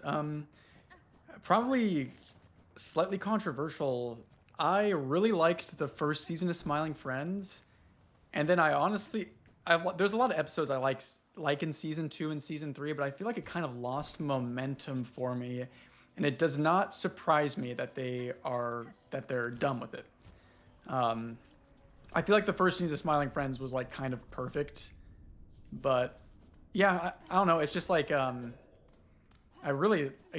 just think a lot of the jokes and gags were kind of reused and overdone in a way where it's like, you know, candidly talking in a way that feels realistic at the end of an episode is very funny, but I feel like it lost some steam for me. So sorry, you Smiling Friends fans, but I do think it's really awesome, but for me personally, nothing topped that first season.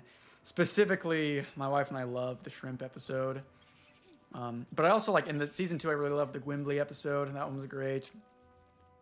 Yeah. But yeah, if it had been one season, I wouldn't have minded. I kind of get the vibe that that's what the creators, Zach and Michael, think as well. I think that, you know, there's a lot of people are saying, like, I'm shocked they canceled it when it seems like they have, you know, so many more ideas, or that they could have done so much more.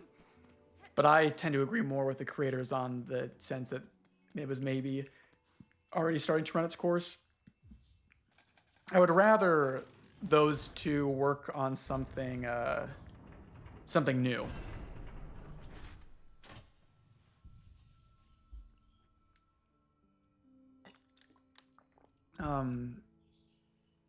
You look like you're doing, yeah. What was I gonna say? I can't remember. Oh, I was watching an LS Mark video where I'd be curious to hear people's thoughts on this. He was talking about, like, I think it was a recent video where he's talking about, like, TV episodes that killed their respective shows. And it was really interesting. He was talking about The Simpsons, and my wife and I watch The Simpsons a lot. We watch, like, seasons 3 through 10 just kind of on repeat because they're awesome. But he was talking about how there's an episode that he doesn't like because it showed that, like, we're never going to get an emotional end to all of these characters that we've all come to care about. And I disagreed just a little bit because I was like, do people really, like, have an emotional connection to the Simpsons characters? Like, to me, they've always been kind of like funny vessels of characters, and not like, I was never emotionally invested in, like, Lisa's ability to play the saxophone. Like, so to me, that was like, I don't quite understand this, like, man, they have to end it in this emotionally satisfying way, because I'm like, that's just not what that show is. Still a fantastic show, though. Okay, what am I missing?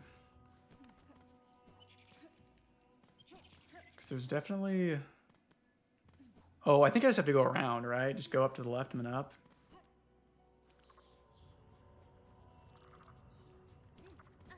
And it's not to say that I don't like, I think the Simpsons characters are really well done, and I like all the archetypes they fill. And I do think they are legendary characters, but there was never much emotion. But, you know, there's a few episodes of The Simpsons that are really emotional and really good, like the Do It For Her episode and stuff. But those always felt like pleasant surprises and not the core of what the show was. So it just shocks me that people are like, man, I need this to end with like a time skip episode where Bart becomes the new groundskeeper Willie. He lives in Scotland, so he has an accent and everything. Like that was just never something that I felt like I needed.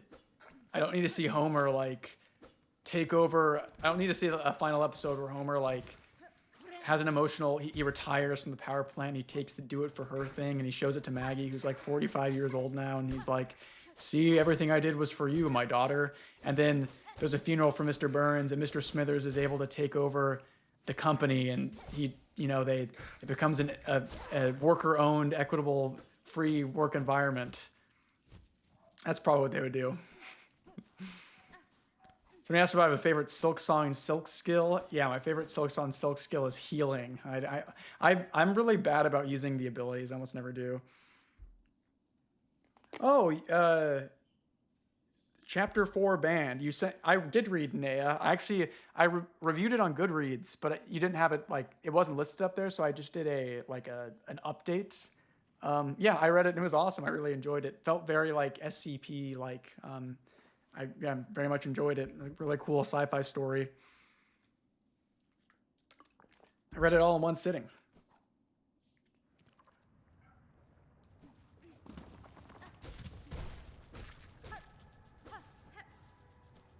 What are my opinions on crocodiles? I like a croc. I like a gator.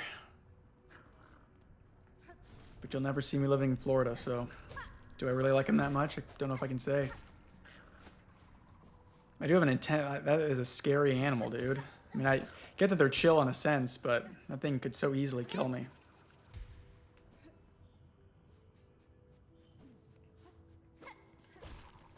I just feel like they're an animal where it's like the thing is so efficient at killing things that it is not needed to evolve for like millions of years. Like I think crocodiles back in the day had like longer legs.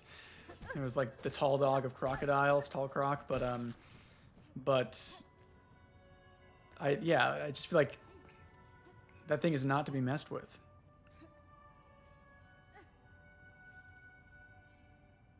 What am I doing? Where am I to go? Do I have to go through the... Oh, do I have to go through the Hunter's March?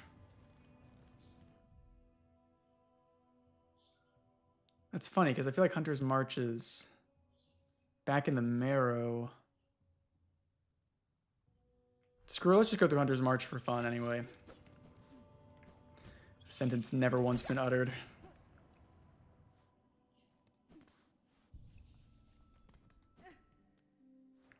I should watch it. I have seen Don't Hug Me, I'm Scared. I've watched Sagan Hawk's video on it. Watched a lot of videos on it. I watched the game theory on it when it came out, so I have seen that. I think it's pretty cool. Like especially the first one. Like again, I feel like I got to it at a really good time when I was pretty young, so like I was actually caught off guard by like the weird twist it takes at the end.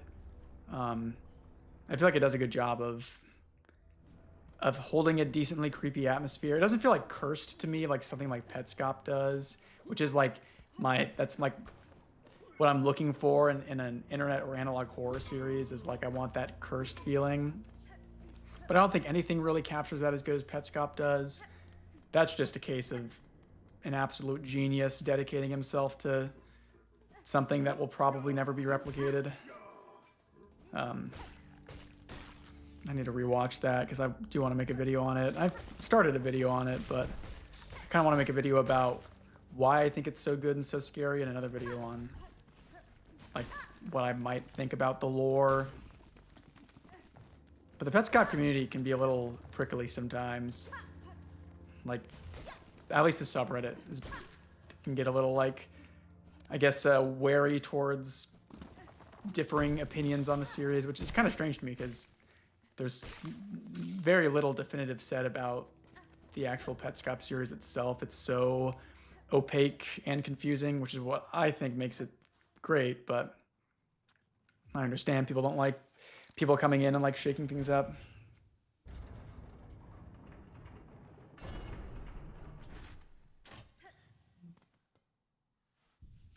What type of stories do I like more? I mean, I like I said, I like things that are kind of more vague and cryptic and creepy. Things like Petscop I find really entertaining. Where is a boy to go? Oh wait, I knew where I was gonna go. I was gonna go back and go to Far Fields. Never mind. Where is a bug to go? So when it comes to internet horror, again, I love the more subtle atmospheric stuff like this thing A Quiet Madness made or Petscop. When it comes to novels, I mean, it's tough. I've read so many horror novels, and I've liked most of the ones I've read. I really like stuff that has like a very strong focus. When it comes to novels, I really like novels that have a very strong voice for the main character and are not like more blank slatey, which is like, I recently read Ghost Story by Peter Straub, which is pretty good, but the protagonist was, I guess there's a few protagonists, but felt kind of blank slatey versus like, you know, something like My Heart is a Chainsaw, which has a very strong voice. Like the protagonist is a very distinct character. So I tend to like stuff like that. I'm trying to think about like books that I've read that I've really, really loved. I mean, there's a book that I'm working on another video on. The script is also about halfway done, called Night of the Mannequins by Stephen Graham Jones. And that was really cool. I really like books with very concerning main characters, like concerning narrators. Like, again, Night of the Mannequins is exactly like that, where it's like, the narrator is clearly not doing well, like they've got some issues, and it makes the entire book just feel dangerous and creepy and weird. And so I really like stories like that. I'm trying to think if there's another good example of that. I don't know. Oh, I just recently read The Last House on Needless Street, and that had some of that in there as well. I thought that was pretty interesting.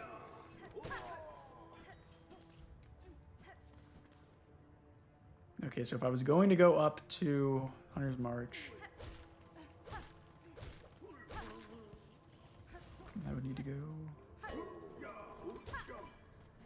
I am wired to the man.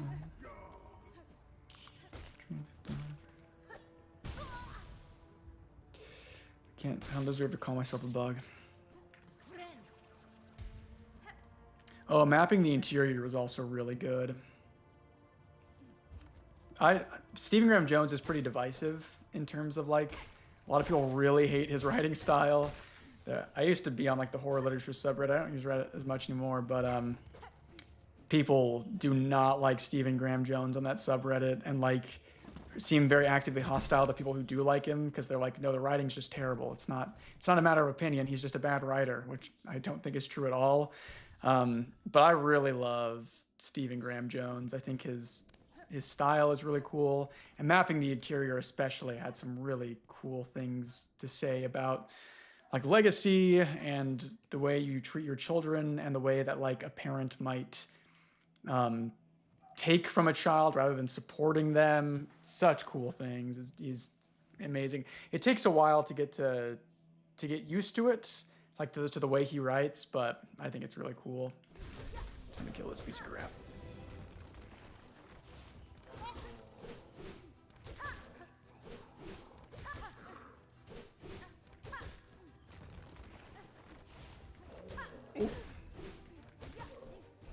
Oh no. Gotta be a coward. Oh.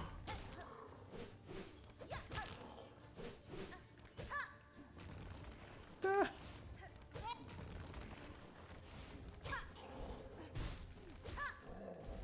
Oh my goodness. Please. No!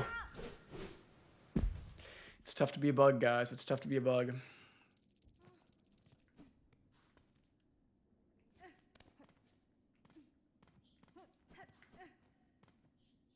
That's 2 deaths already. It's not looking great. Oh, I guess I do have my pins. So used to hoarding resources from playing Resident Evil.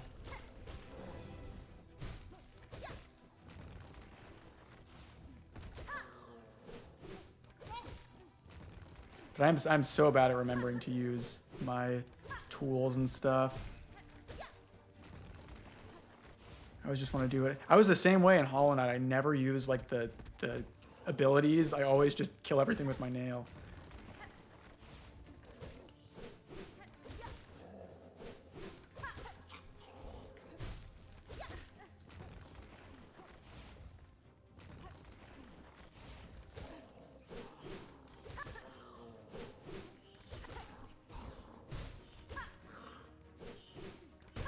Okay.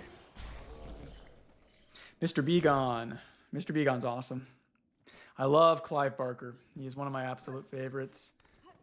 I've read a lot of his stuff. I need to read more of it, though.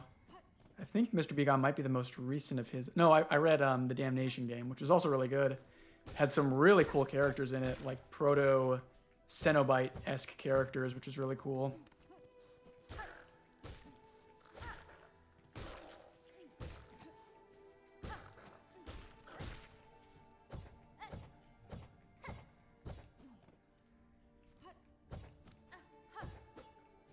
I think there's like a... Is there a... Is it a flea up here? Yeah.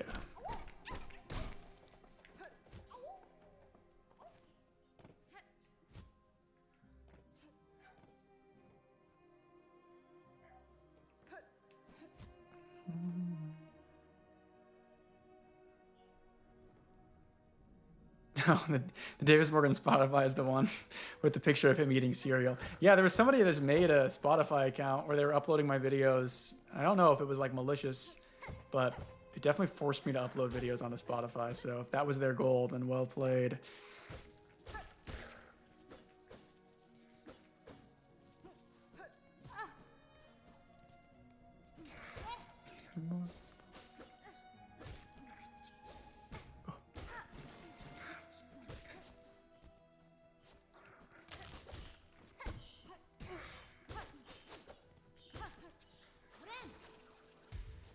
Where'd he go? There he is. Oh, I was trying to avoid having to fight 2 guys at the same time. Oh, that worked.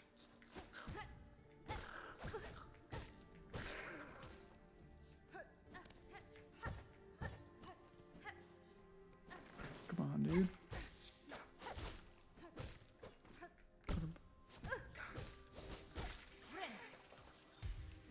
This is not my first playthrough. Somebody asked. It is not. I am planning... I do want to cover that NES Godzilla creepypasta. I might record that pretty soon and send it off to my buddy to edit. Is there a trap here? No.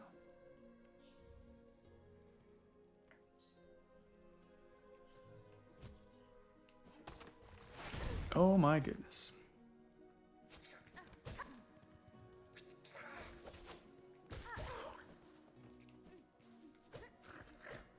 Can I hit that guy? Yeah, I can.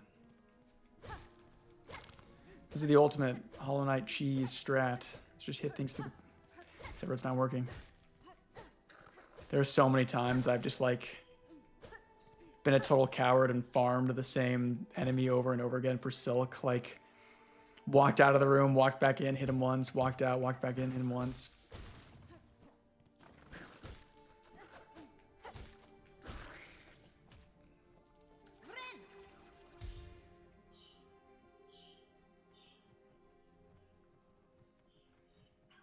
Oh, the rake. I have wanted to make a video on that, but somebody made a video on it recently. He actually shouted me out in his video. Oh, it's a shame I can't remember his... Or Roughest Drafts, I think, made a video on it, and it was really good, so I didn't want to cover the same thing as him.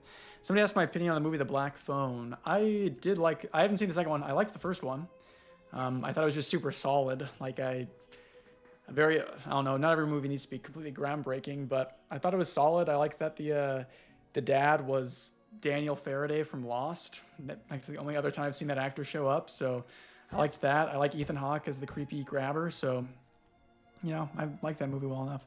Okay, I'm about to do this gauntlet, but I have to go pee first, so be back in 1 second. Enjoy the empty chair stream.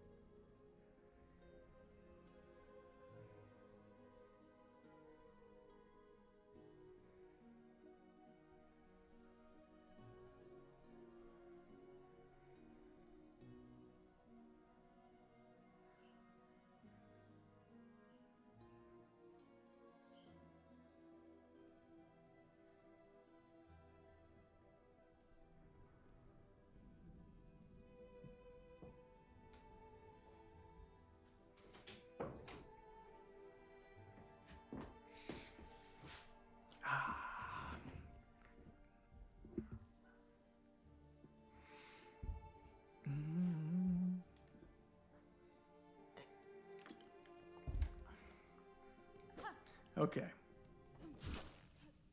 I remember this giving me trouble, so I gotta actually lock in.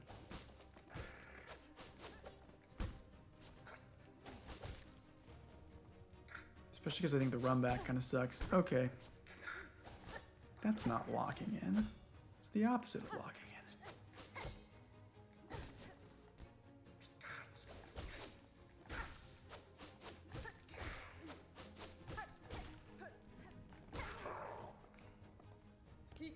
Oh, she's gonna help me out. Except for, she low-key makes it harder because it's like the clutter on the screen is so much worse.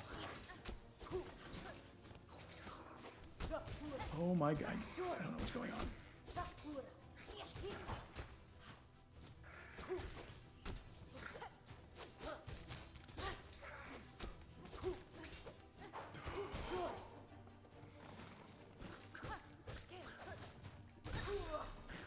Oh my goodness.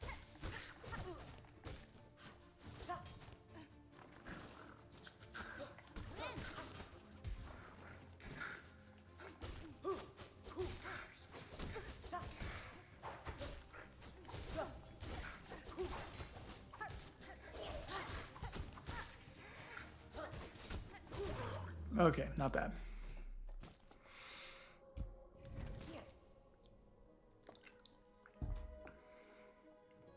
Sorry I roasted you, Chakra.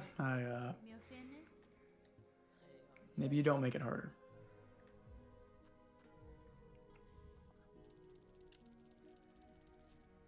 Should probably buy those, huh?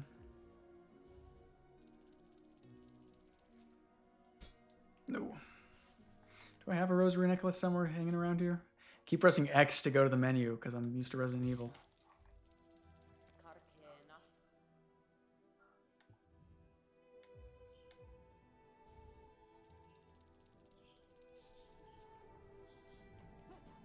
Okay.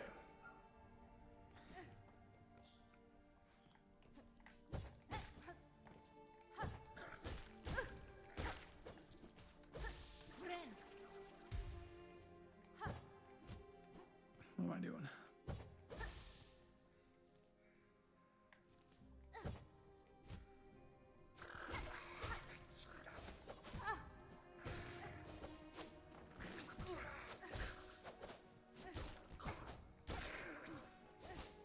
I was wanting to watch a new movie that just came out called Hokum that I've heard good things about. It's got Adam Scott in it, and I'm a big Severance fan, so I want to watch that, but it's not showing at any theaters anymore. I have to drive to Portland.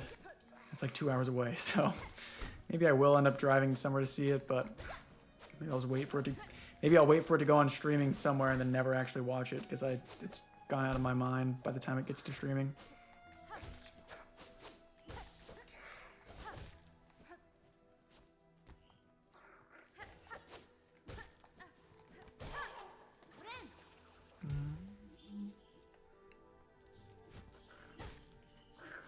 Oh.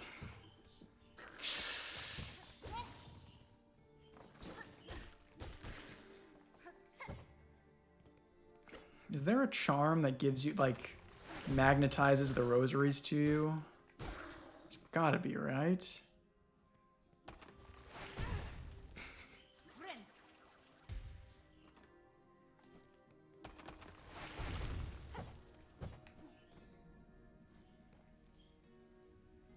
Okay, so I gotta open up the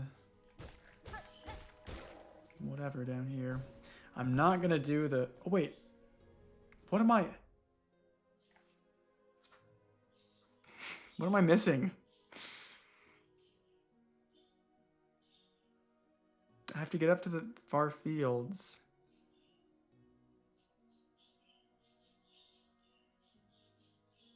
Oh, do you go to the very right?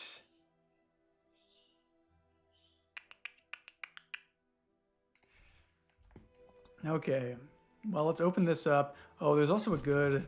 The guy up top sells the. But I probably don't have the rosaries for it, huh? Because there's another gauntlet up higher, and then the guy sells the broken mask shard, or whatever it's called. Whatever, I forget what it's called. It's like the fractured mask, I think.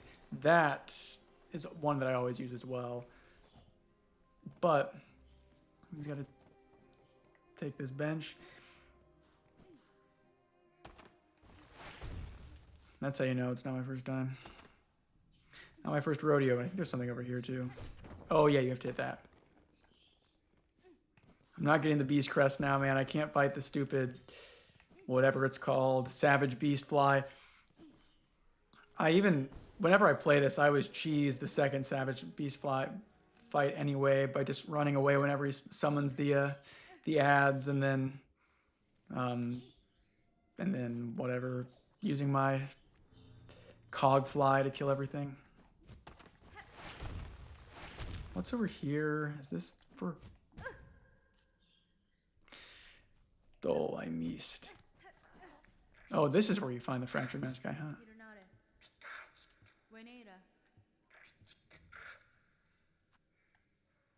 Well, shoot. I'll come back to him. But yeah, there's a gauntlet that I probably should not do because it's going to wreck me, but whatever.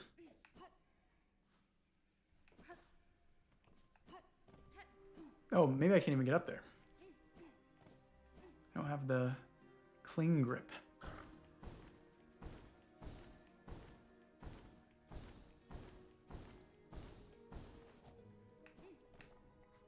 You're almost finished with Hell House by Richard Matheson. I've liked Hell House a lot. Fun fact, that was actually, so Mike Flanagan, who made the Haunting of Hill House and the Haunting of Bly Banner, Midnight Mass, and the Midnight Club, and Fallout House of Usher. He's making a Carrie show right now, actually, which I'm excited for. But if he was to make a sixth Netflix show, it was going to be based on Hell House by Richard Matheson. Would have been good. It's pretty good source material.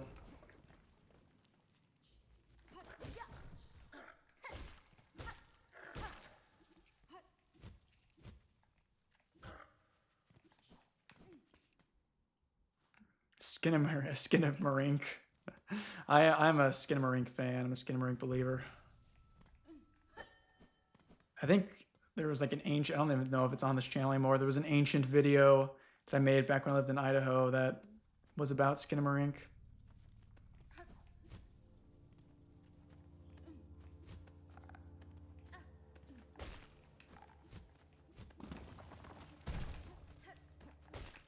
But I also think a big factor of my enjoyment in Skin of Marink was the fact that I got to see it in theaters.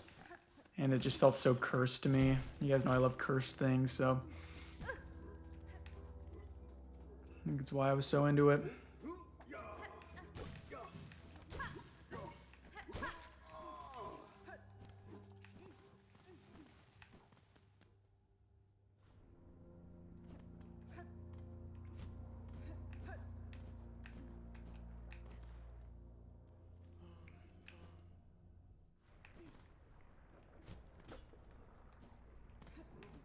I'm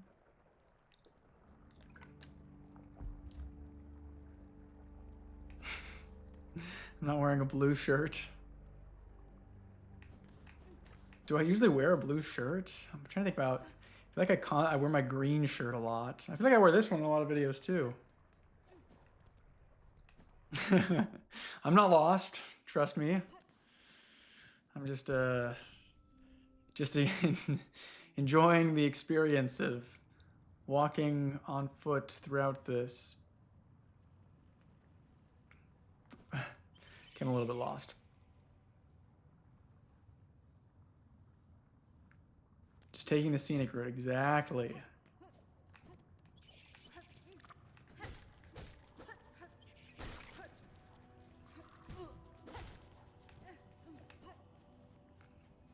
Where am I at? Okay, have I tried going up there?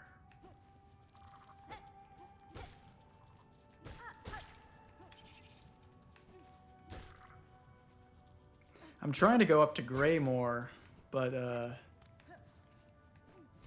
let's see, look, you can't get up there because you need the cling grip.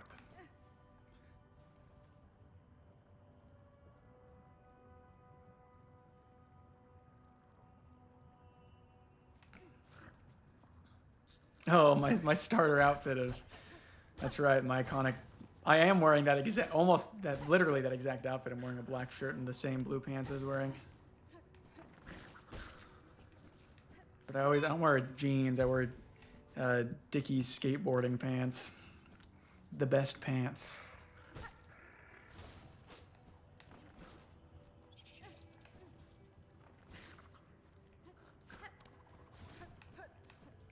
Oh, we gotta smack the air bomb things. You're probably exactly right, huh? There's probably just an air bomb up here that I missed. Maybe.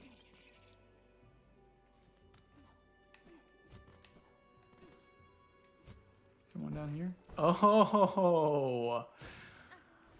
Well, could have saved me a lot of time.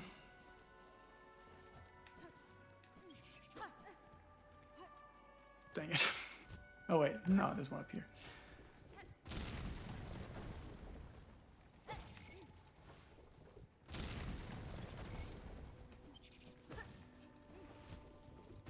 I forget what's over here. Oh, this is the halfway house, huh? Oh wait, maybe not. Okay. I don't want to die. You can't do this. Yeah, I also first went to Greymore through the fleas the first time I played this. So I skipped fighting the Grey Wing, and I was like confused when people were like, man, the Grey Wing's so hard. I was like, he wasn't that bad, but I realized I got to him when I had like all these upgrades already. Oh, is this where the halfway house is?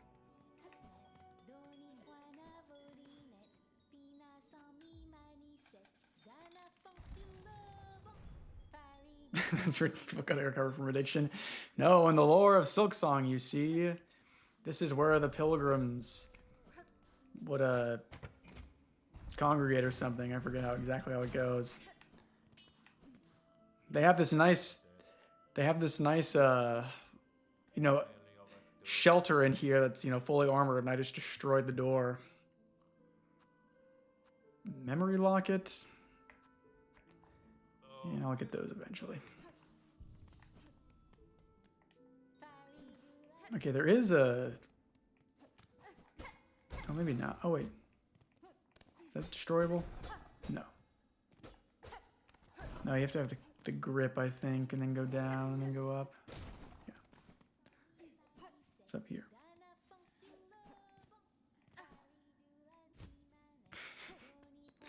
Try that one more time.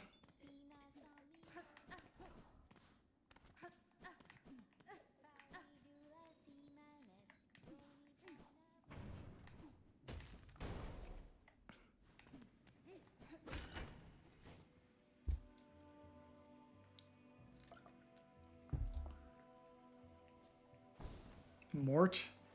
How's he a swindler? Can you buy his charm somewhere else?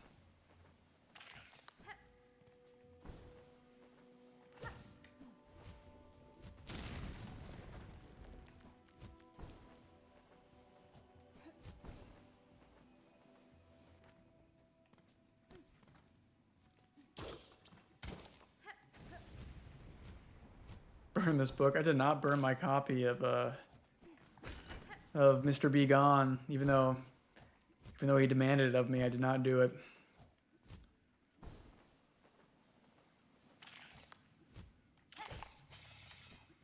I can't. I've got a good bookshelf going on, although it's getting full very quickly.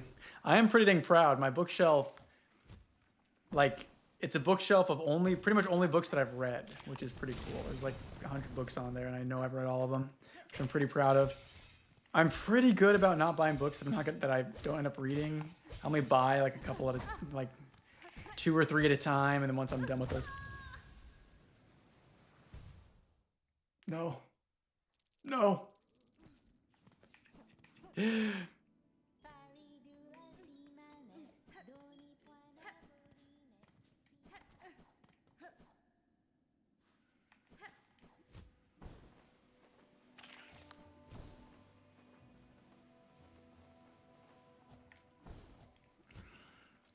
I'm embarrassing myself on stream.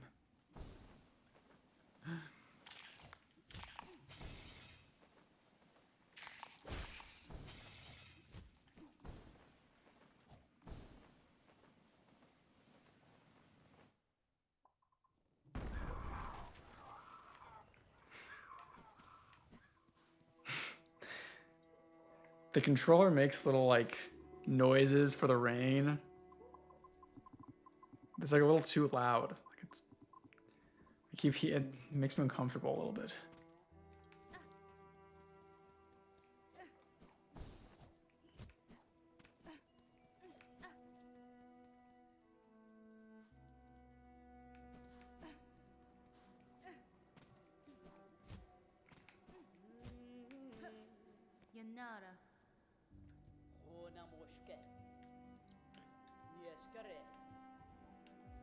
Let me buy that map.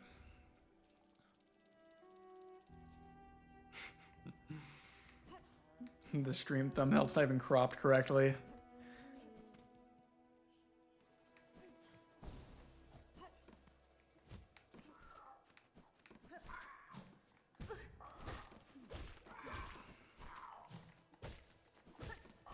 The classic bug that's just a bird right here.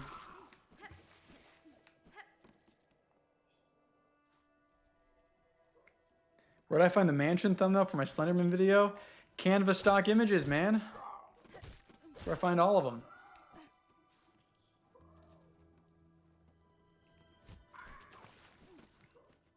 Well, if somebody's asking where they should play through Hollow Knight first, I certainly recommend doing that just because I do think Silksong is quite a bit more difficult than Hollow Knight. And I feel like it'd be very intimidating to play, to jump directly into Silksong.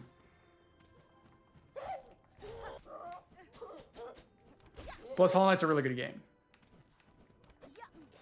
And there's like a bunch of... It's got tons of content in it. It's a steal at any price.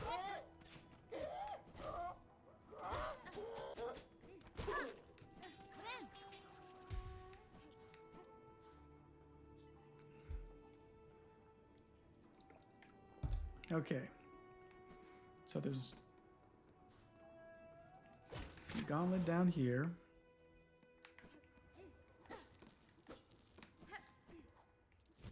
There's these little mice, little mouse bug.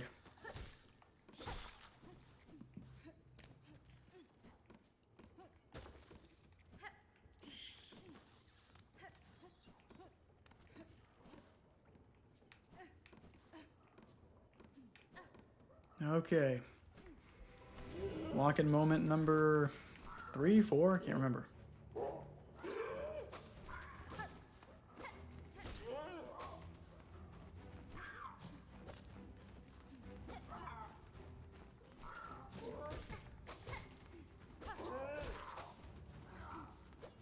I hate these. Oh my goodness.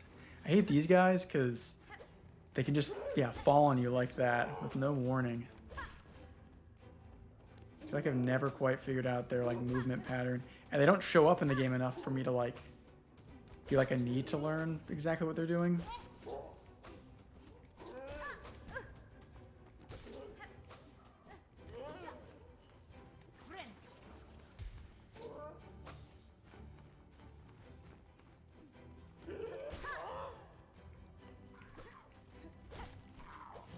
These guys aren't terrible, but I gotta stop saying stuff like that because I'm probably gonna die to these anyway. Okay, next up. Ooh.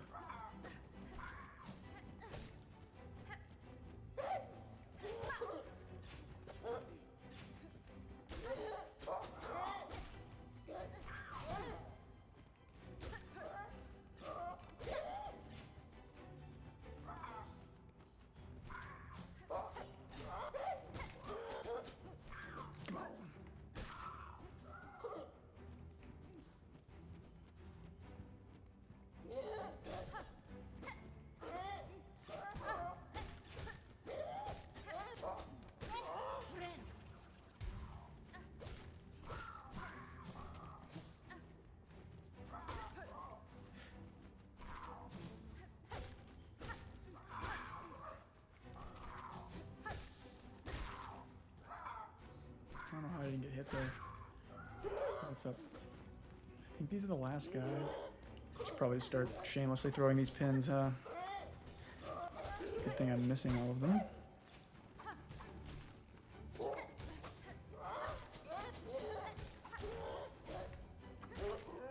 Okay.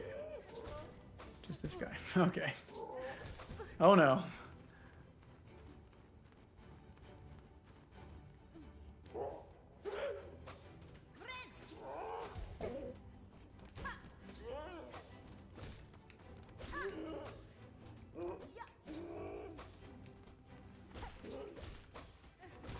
Okay.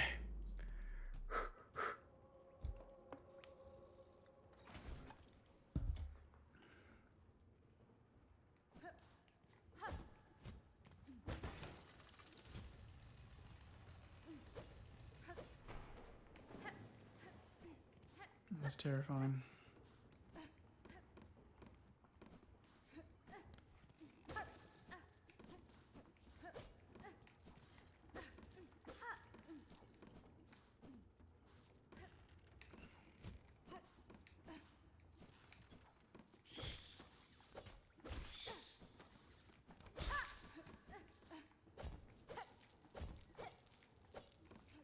I remember when I first played this, I kept like trying to get those rosaries up there by like cheekily jumping off the edge before I like, you know, got these balloons all set up.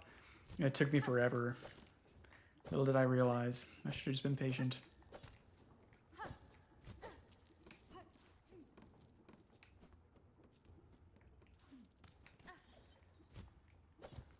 Yeah, I love the aesthetic of Greymore. I love like the Edward Scissorhands enemies. They don't have scissors for hands, but I always call them the Edward Scissorhands enemies. Okay, and I think there's like a silk skill up north. Oh, get out of here.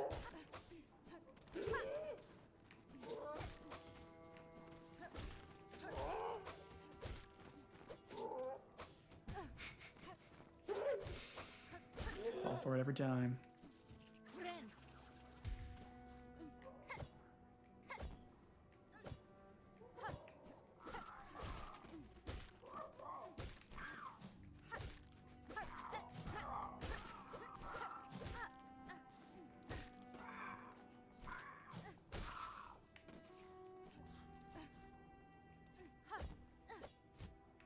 Bile water, truly a miserable experience.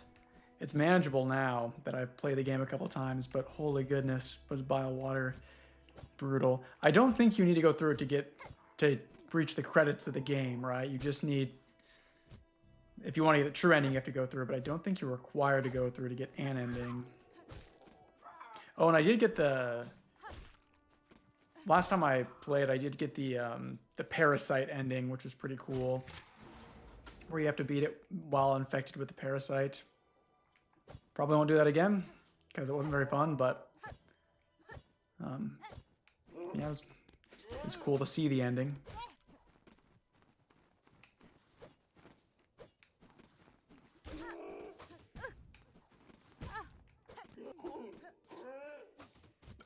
Oh my gosh.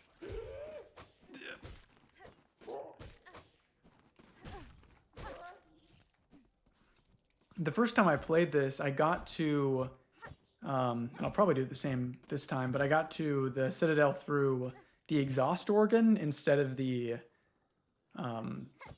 whatever, the Grand Gate, and I like that route a lot more. But it was funny because people were like, again, saying that the last judge was... The reason I went that way is because I was playing it, and the last judge, like, the run back seemed insane. So I was like, I must be missing something. And then I found another way into the Citadel, so that's pretty cool.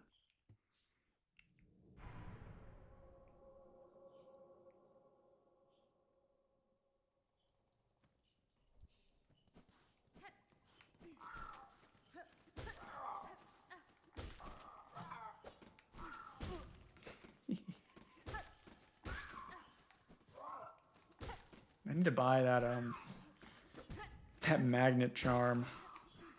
I don't want to waste my time picking up all these rosaries and then losing them like that. Get out of here.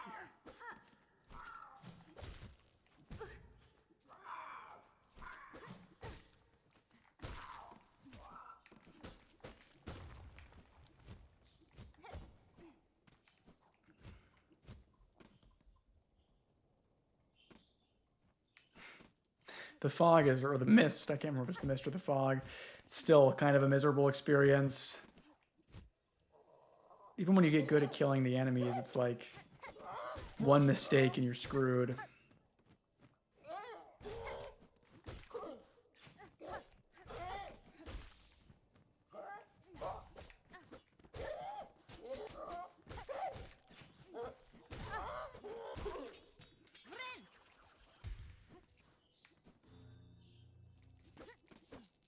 This.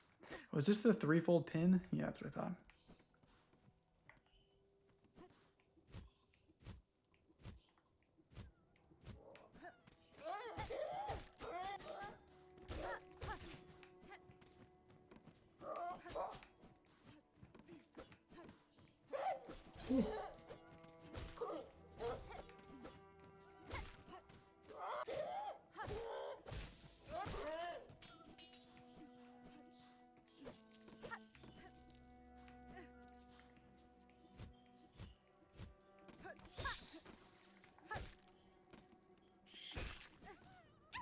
Oh, it's a flea.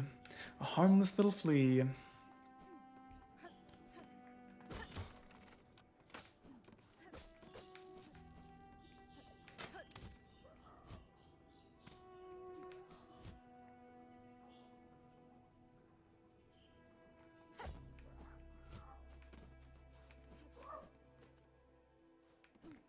Yeah, I think people complain about the last judge run back. It's pretty long, but again, I feel like that's the game kind of prompting you to consider if there's another way to get to where you're going. But yeah, you're right. I mean, it's the same thing with a lot of Dark Souls runbacks where it's like if you just don't fight the enemies, you don't have to fight them. It makes it a lot easier. Although there are some egregious Dark Souls runback. I'm trying to think about like some that are pretty brutal. I always hated the... Oh wait, Orange Skin Smo doesn't have a bad run back. I'm trying to think about that. Oh, there's the Crystal. Let's see, the Scaleless has a terrible run back.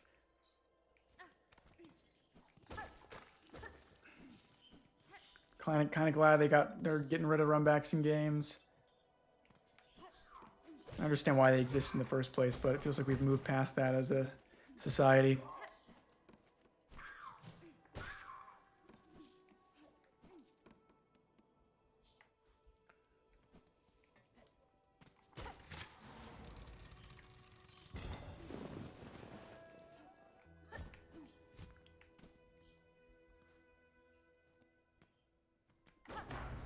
Yeah, the conch flies are the worst part of anything in that area.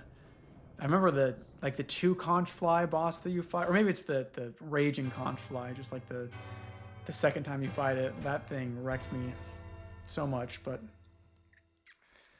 was eventually able to overcome.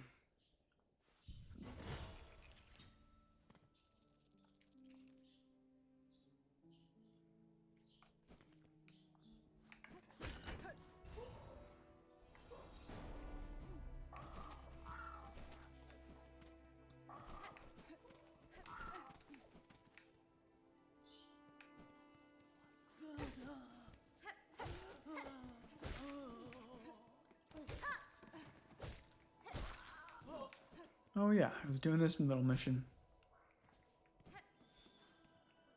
Yeah, I like platforming games. I love, I really like Donkey Kong Country Tropical Freeze. I think is like, of all like the pure platformers I've played, that's the best one. It's just an awesome game. But if we're extending to just like all platforming games, then yeah, this is my favorite.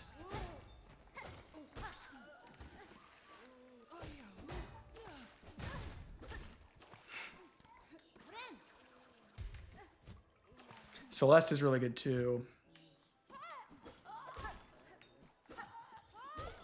I beat Celeste a while ago, but I need to go back and do like I never beat like all the B sides and the C sides and stuff, so I need to go back and do those eventually.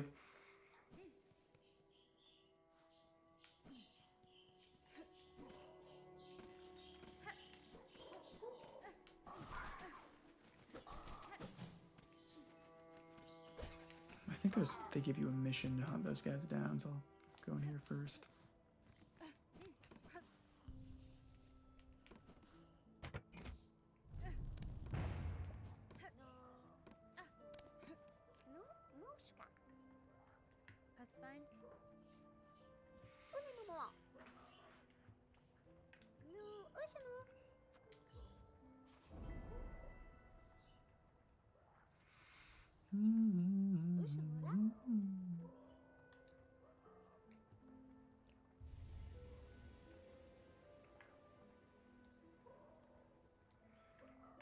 I do need to. I've never completed the Hunter's Journal in this game, so I should do that at some point. I did it in Hollow Knight.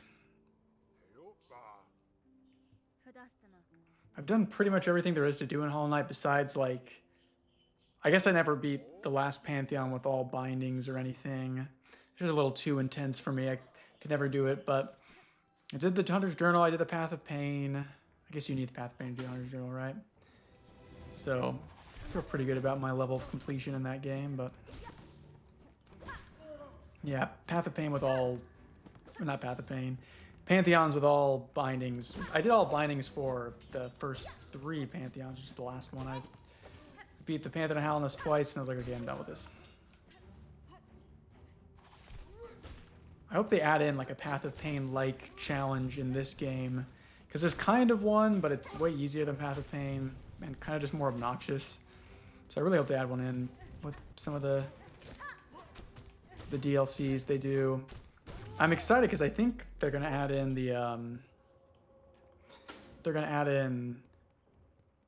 Pantheon in the next DLC. It looked like there was a Pantheon-looking thing they showed in the teaser, so I'm hoping that's what they were doing. Goodness, voice crack. I'm losing my voice. Okay, I should probably get the rosaries. I can go back and buy the magnet thing. Oh my goodness.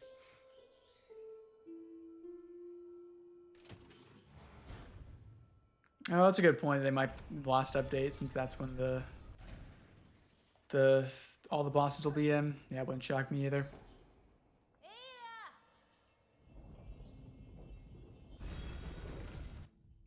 Let's see.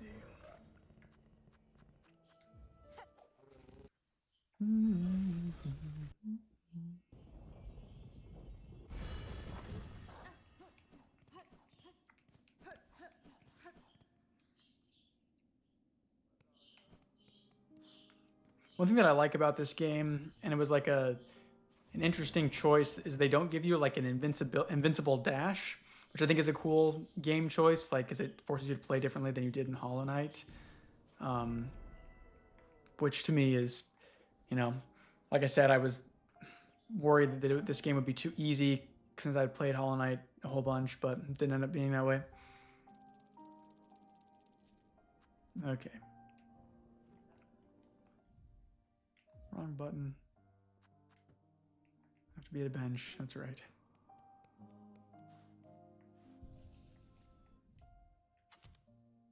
Oh, it's a yellow one, huh?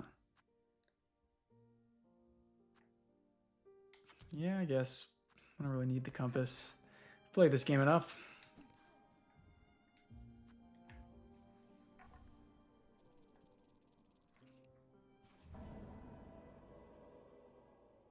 Oh yeah, Sharp Dart has similar. Although it is kind of, you know, it has resource some resource you have to spend. I guess Shade Soul was on a, or the Shade Dash was on a timer as well.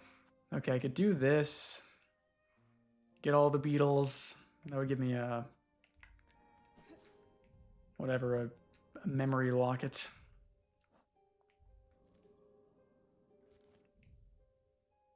Where are those at? Are they in the marrow or are they in marrow? Let's do these.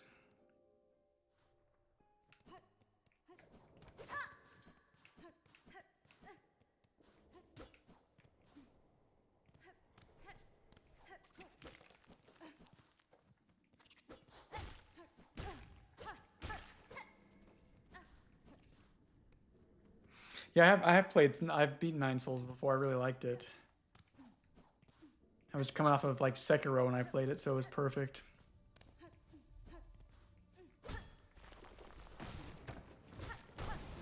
Maybe I'll do Sekiro on stream eventually if this keeps up. Because I do really like Sekiro as well, although I'm not very good at Sekiro.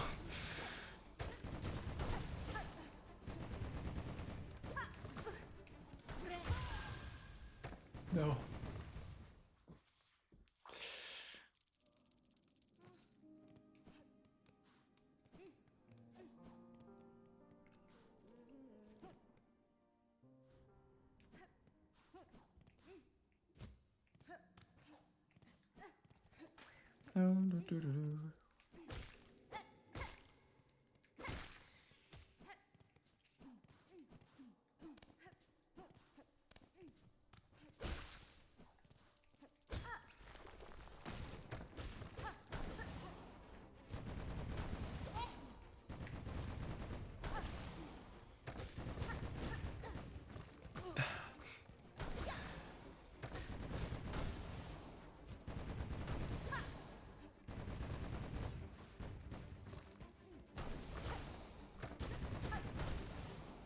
Nope.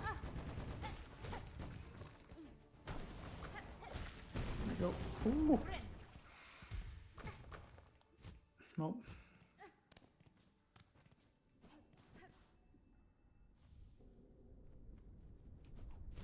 Yeah, Nine Souls is definitely not for the faint of heart. It's definitely a very difficult game. And super combat focused. It's like my only like kind of critique with the game would be that I wish there was a bit more exploration, but that wasn't really what they were going for. Maybe if they make another game, then they'll put some more exploration into it.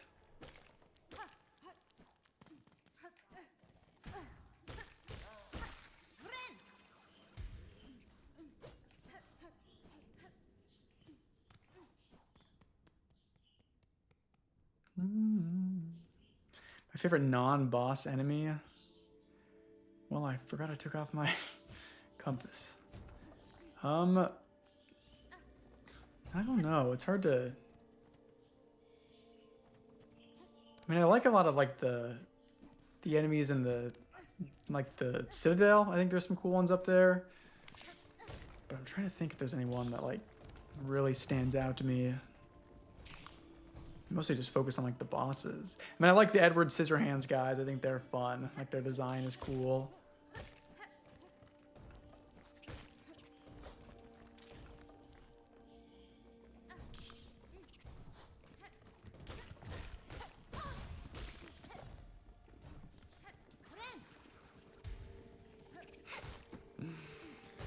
I thought I didn't need the compass, but I guess I do.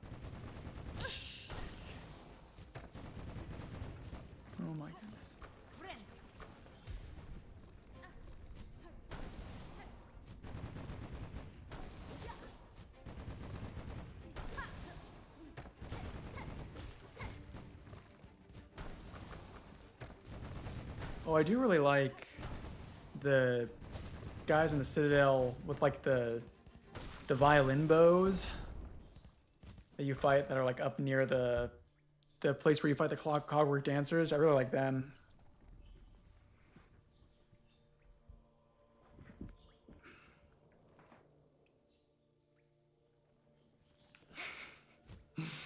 Can't see where I am because I didn't. I don't have the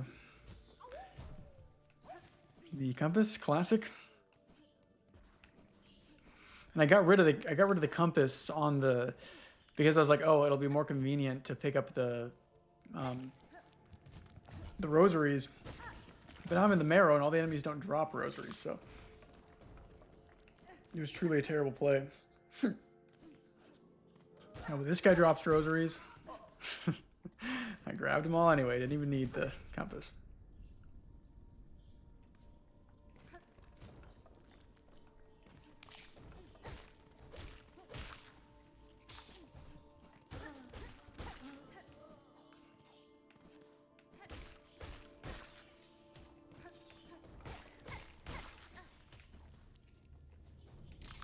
Come on, where's the last beetle?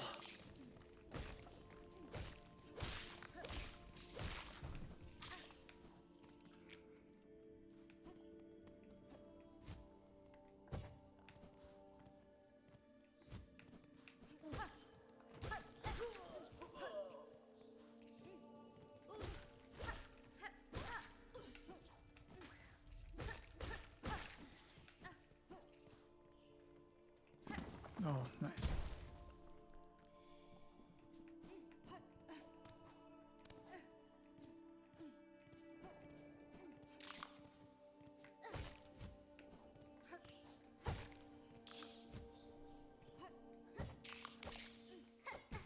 Dang it.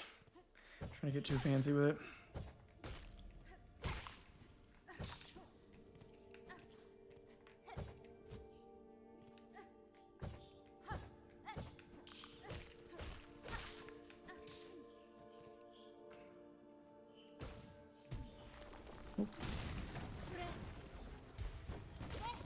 Woohoo.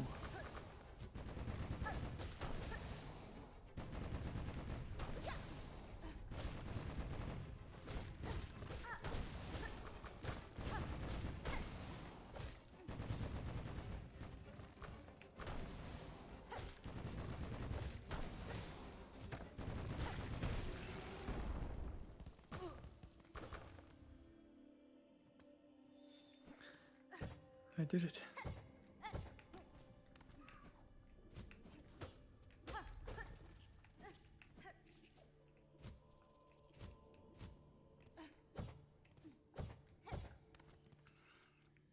Okay.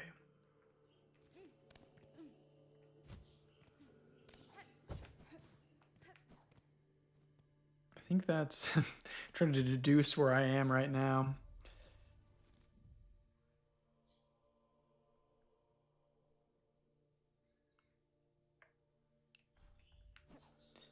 Maybe go down.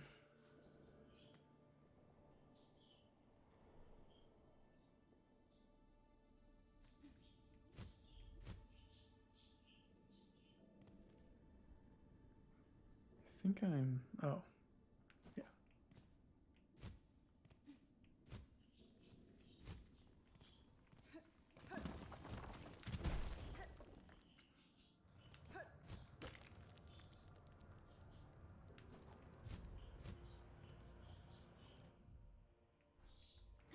Is there something I can get by going?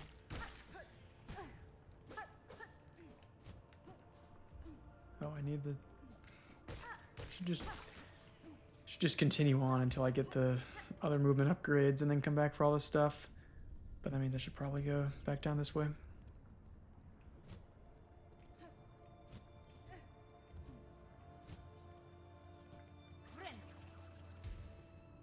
There's a lever up there that I missed.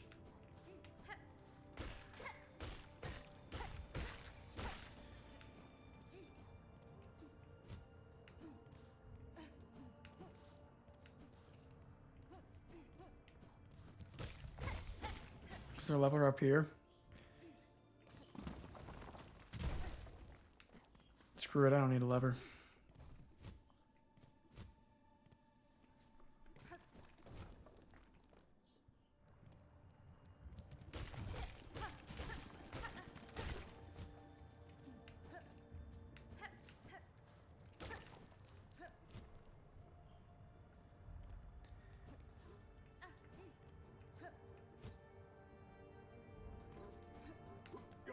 I'll come back for it. Or was there a lever over here that I was supposed to have gotten that's going to block my path? No.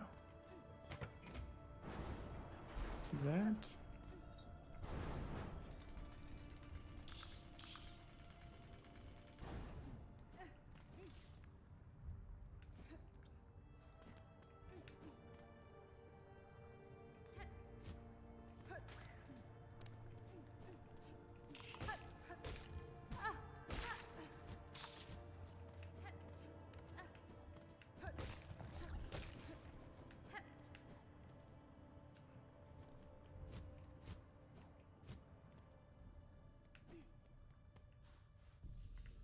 Screw it. I'm putting the whatever charm back on this thing. Although I think I get a memory locket from killing the whatever it's called, for killing the flint beetles, and then I can equip both at the same time.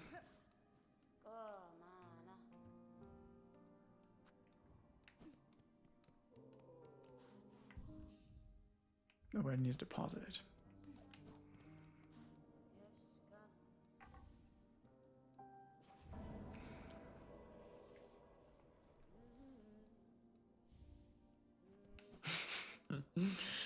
Where did that bring you? Back to me. Exactly.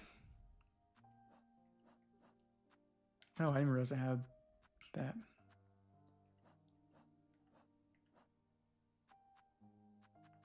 How do I use my memory locket? Do I have to...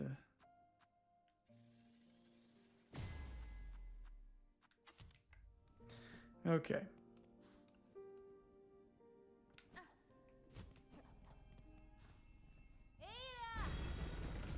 Palahniuk. I've read a lot of Chuck Palahniuk. I've read... I think he might... I can't remember if he was my most read author last year or if it was Stephen Graham Jones. They're both at like either 9 or 10. I really like Chuck Palahniuk. My favorite of his, it's probably Survivor. I think Survivor's really awesome. I really loved Rant. I thought was really, really good. The only one of his I didn't really like was Not Forever, but For Now. But it was still decent. Even the worst Chuck Palahniuk is still better than most things I've read.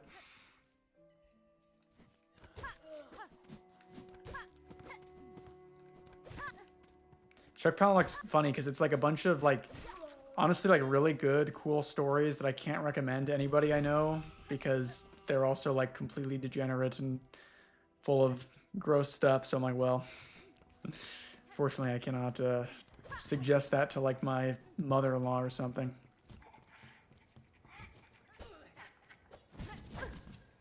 Or even like I'll describe the plot of like a Chuck Palahniuk book to my wife and she'd be like, I think I might like to read that. I'm like, yeah, you probably wouldn't because there's some insane stuff in there.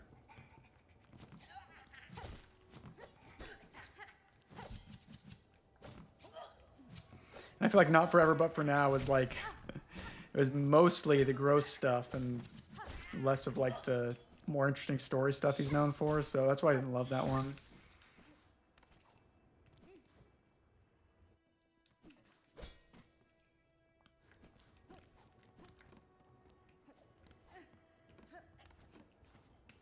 I read one of his called Stranger Than Fiction, which was cool. It's a bunch of like non-fiction stories, and he lives in Vancouver, Washington, which is where I grew up. So, like hearing him talk about stuff there was pretty cool because I just recognize it all. It's pretty fascinating.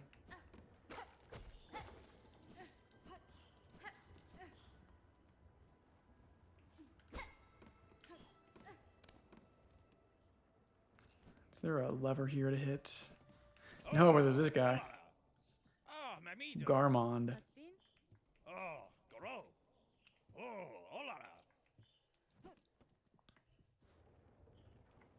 My wife is not a big horror fan at all, actually. She watches, I mean, she likes the Mike Flanagan shows, and she'll watch horror movies with me in the theaters if we go. Like we saw Weapons together, but she gets scared pretty easily.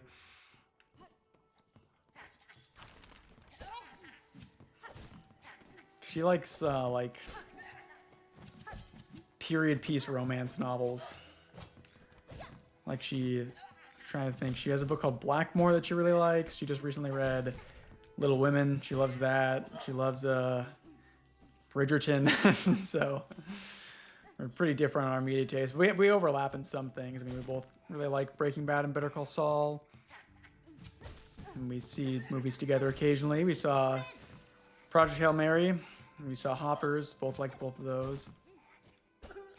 But I don't go to movie theaters super often just because one of the movie theaters that I live next to is not very good. But I don't know. It's just like the reason I want to go to movie theaters because I like movie theater popcorn, but I'm so lazy about actually going out and seeing stuff. Unless it's like something small that I know could like I saw Weapons. I guess Weapons wasn't like a small movie necessarily, but you know, I wanted to support a horror movie that was kind of more unique, and I'm glad I did. And so same thing with like Long Legs. Made sure I saw that one in theaters. Make sure I saw Skinamarink in theaters. I like to support that stuff when I see it. I didn't see Iron Lung because it wasn't playing anywhere near me. I'd have to go to Portland, and didn't want to drive 2 hours there.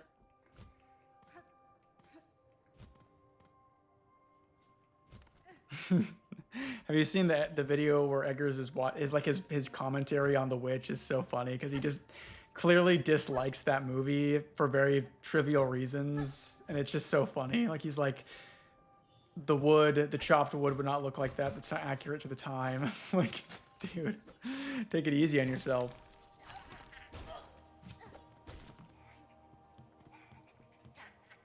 But yeah, I've liked all of Eggers' stuff. The Witch is still probably my favorite. I also really like The Lighthouse.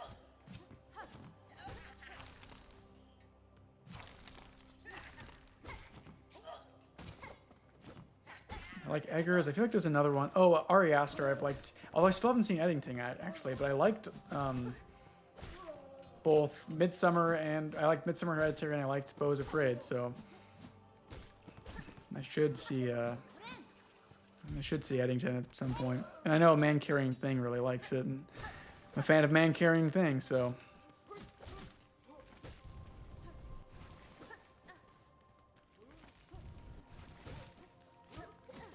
I haven't seen Begonia yet. Begonia is that what's his face? The guy that made Killing of a Sacred Deer? If I'm thinking of the right person.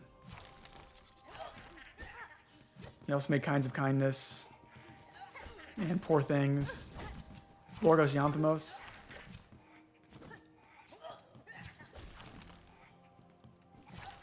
I always confuse him with Lars von Trier. I don't know why, but I always think Killing of a Sacred Deer is a Lars von Trier movie, but I think it's Yorgos Lanthimos.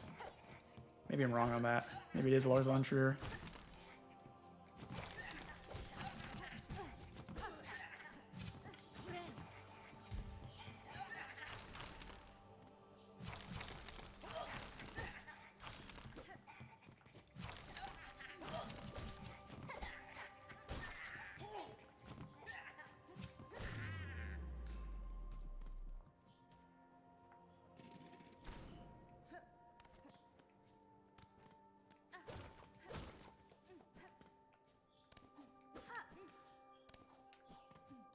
Oh, that's right. You get a crest up here that always equips the crest for you. I was hoping to use this as a save point for the next boss, but I don't think that'll work.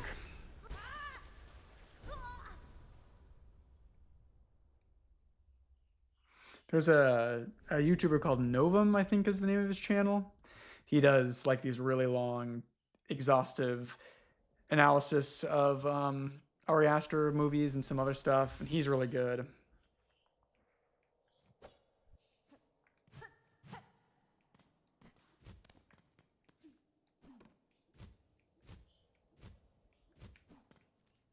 can't remember if there's anything else you can find down here, if I already did everything.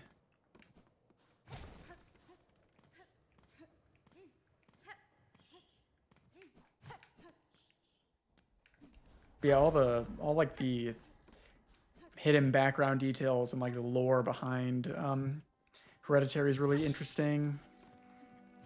Same with Midsummer. There's some really cool stuff that Ari Aster does. I get those rosaries.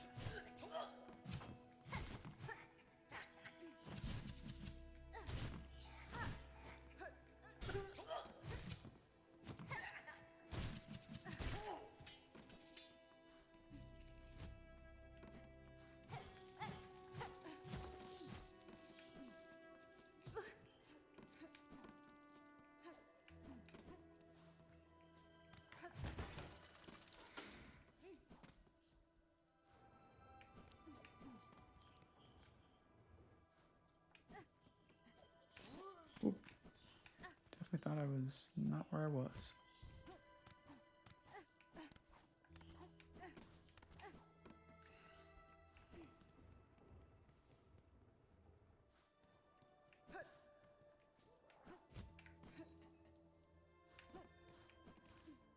Hereditary scratches that itch for me. I really like horror stories that are about like people fighting against something that's kind of going on in the background and is actually like so much more advanced than they even knew about. Like it's how The Wicker Man is, which is Midsummer borrows from a lot. I love stories like that. I always think they're really fascinating.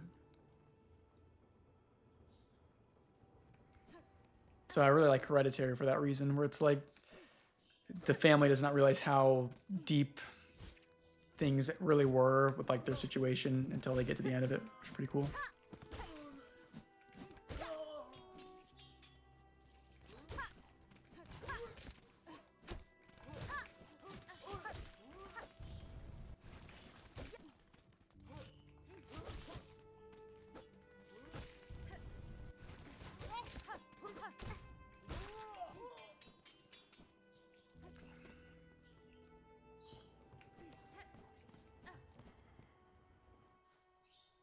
You watched the Nicolas Cage Wicker Man? Me and my friends watched that in high school, and we used to watch like and try to find an intentionally bad Nicolas Cage movie every weekend, and we'd watch it. We watched The Wicker Man. There's one called Pay the Ghost that we watched. There's one that's like it's him and Hayden Christensen, and they play like knights or something. And that was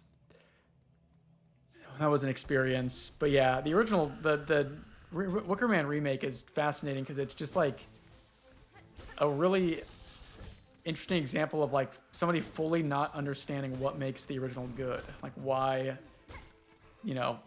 like even just like basic things like the tension of the first movie coming from the Christian protagonist versus the pagan people of the Summer Isle, versus like the Nicolas Cage movie where they try to make it like a men versus woman thing, which is weird. Like, yeah, just completely misunderstands the point of that story and why it's so fascinating and why it's so respected. I still need to read the book though. I have seen the original. I've seen the Nicolas Cage one just like once, but I've seen the original Wicker Man a couple times because it's really good. But it's weird because with the Nicolas Cage remake, they change a lot of stuff up, but then like so much of it is still a one-to-one. Like so many scenes are just like kind of adapted directly, but without understanding what made them good or creepy in the first place. It truly is an absolutely fascinating movie for all the wrong reasons.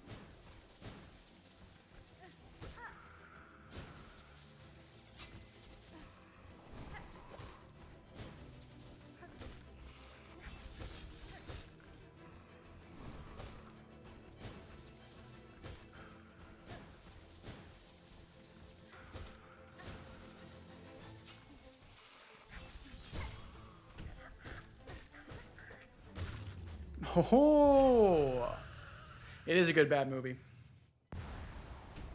I think it's one of the best bad movies.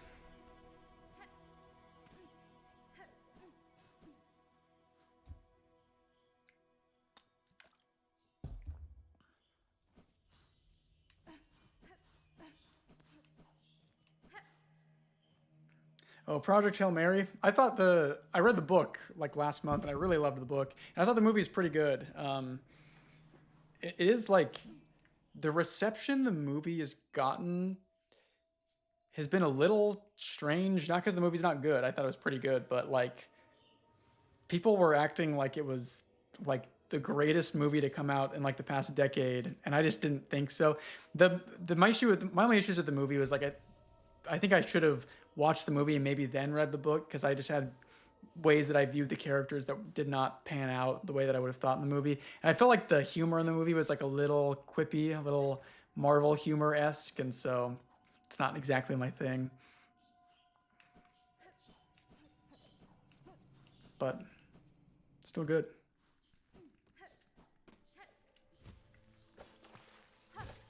But cool that, it's a original IP, original movie that did really well, theatrically.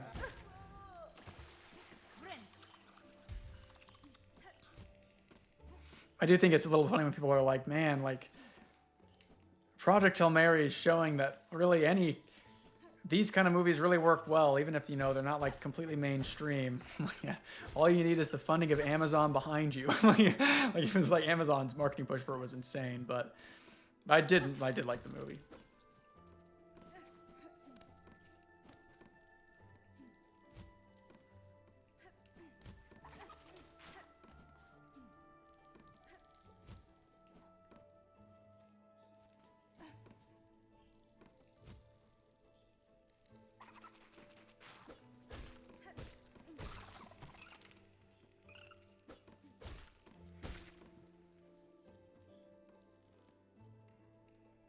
Which movie's better, Project Hail Mary or The Martian?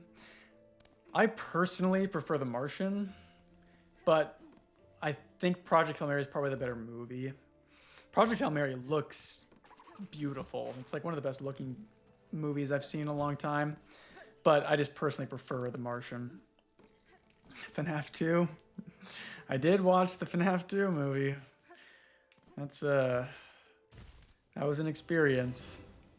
My relationship with the FNAF series is like, I haven't really played the games hardly at all because I'm too scared of them. But I should play them now. That it's been a long time since I even tried. But I do find the lore fascinating. But I didn't really like either of the two movies. I mean, they're fun for what they were, but they are like script-wise, they are like catastrophes. It's really funny that especially FNAF 2 is like fully written by Scott Cawthon. He was like, finally, no studio intervention on my script, and I'm like, Scott, maybe you need somebody to help you clean some of this up because holy goodness, is that a messy movie.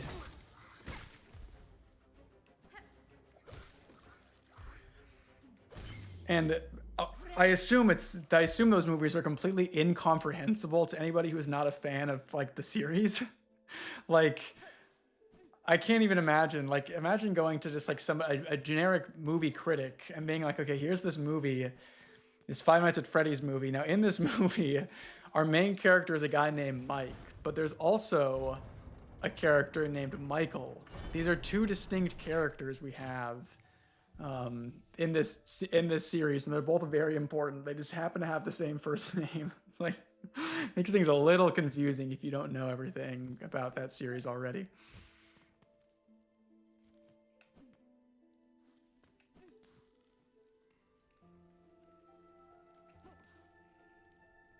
The Nostalgia Critic did a Five Nights at Freddy's 2 review. I did not know that. Nostalgia Critic was like before my time. I never was into him at all. I only know him as like a meme, essentially.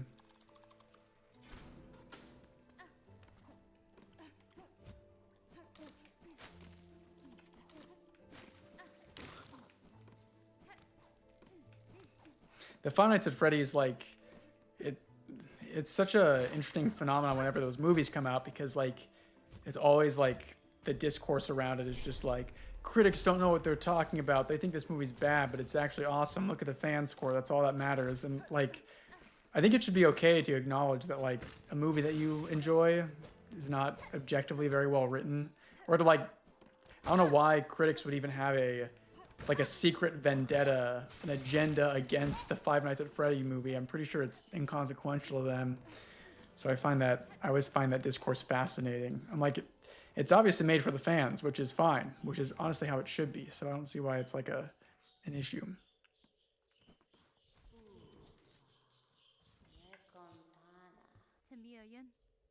They did make a Happy Happy movie. I talked about it extensively in my Happy Happy videos. I think that was like 75% of that story.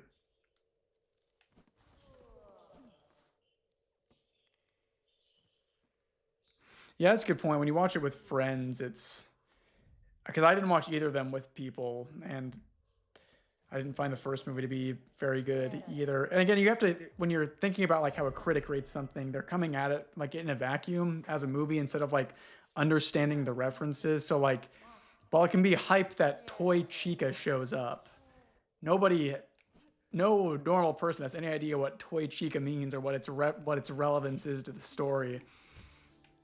So that's ends up being like running into issues. Or like with FNAF 2, like they kept talking about like the Fazbear Fest or whatever, that like felt like it was going to lead to a very like, you know, some crazy third act thing, but it never really led to anything that you would expect when it was set up so aggressively. Like that, just things like that I felt were strange.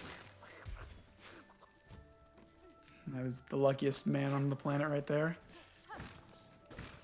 Luckiest bug on the bug world. Okay.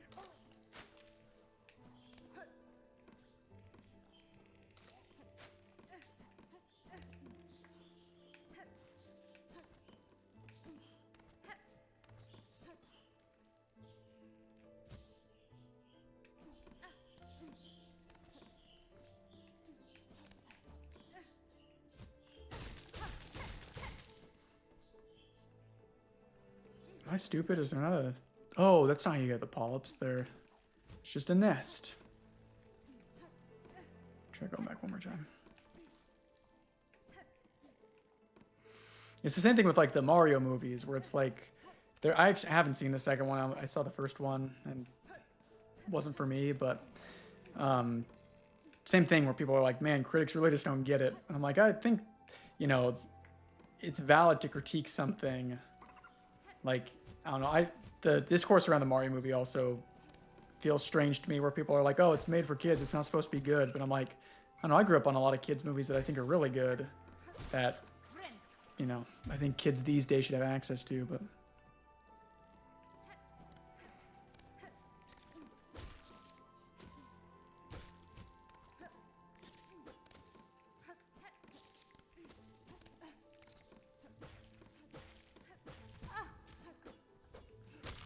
I'm curious to see the Resident Evil movie that's coming out. It's made by the guy that made Weapons.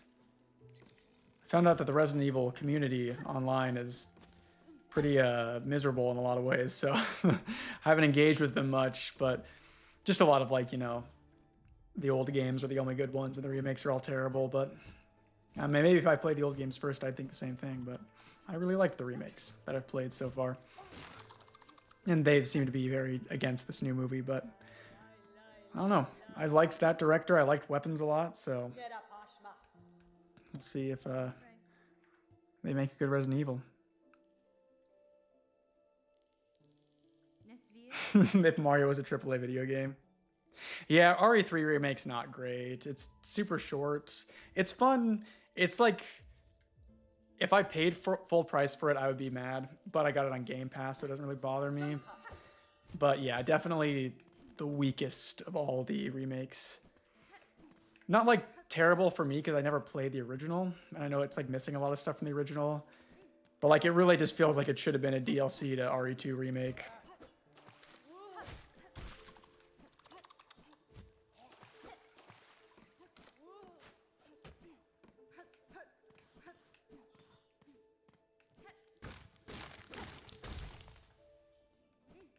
Yeah, I started watching somebody's like retrospective. I was watching a bunch of RE7 retrospectives, and like one of the first things you can tell people's like thoughts on the Resident Evil franchise by how they talk about RE7. One person said that it doesn't count as a survival horror game because the camera's not in third person, which seemed like that doesn't seem quite accurate to me.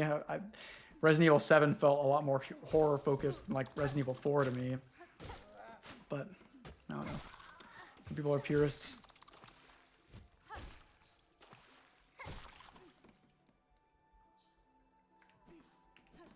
And Resident Evil 7, I think, does a good job of like the item balance where you feel pretty underpowered throughout a lot of it. And even like the big complaints about the game, specifically a big section near the end, I actually didn't mind at all. I enjoyed that section. But I also like in survival horror games where you essentially like get really strong and then at some point in the game you're brought back down to nothing. I always liked that, so that's why I liked that ending part, but I can see why people didn't like it. There's an ending part in Resident Evil 8 that I did not like, where it switches perspectives on characters, and did not really enjoy that at all.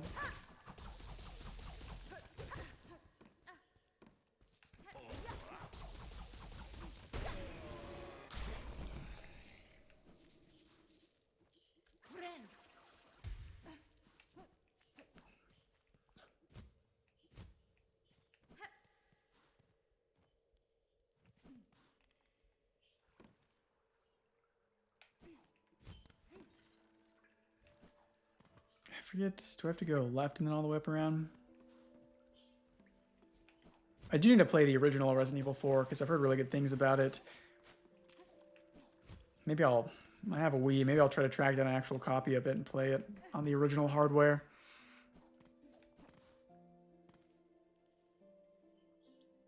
Maybe I can go up from there.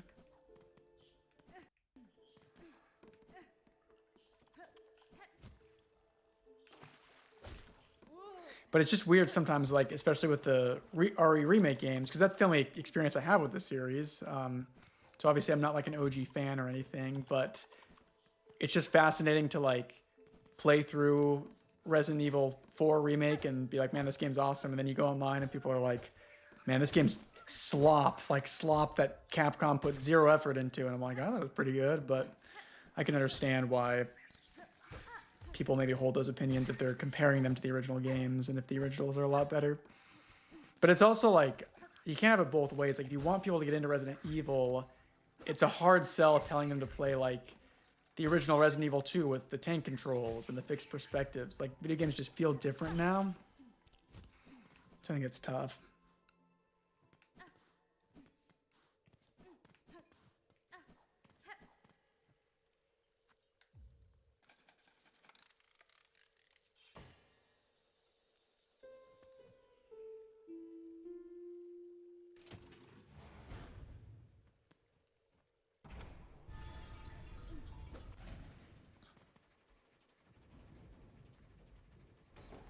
But I should play like Resident Evil 5 and 6, and I need to play the first one. I've heard the remake of the first one's really good, like the original GameCube remake, so I should play those.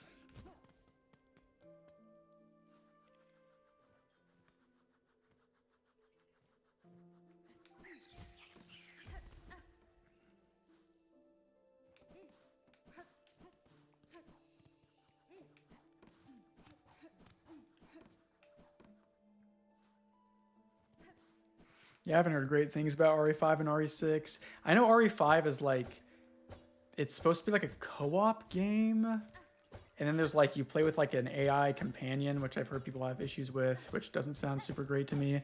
I also know they lean more into like the action. And like RE4 is already super, at least the remake was already super action heavy. And so, but you know, maybe. And I've seen the boulder punch scene, which is insane, but. That's all I know about that game.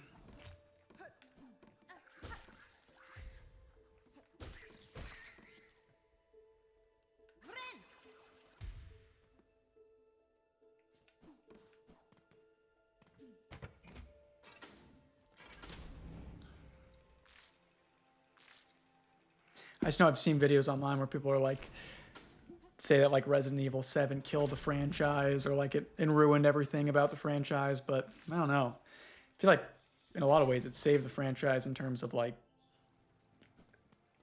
getting more people to play it.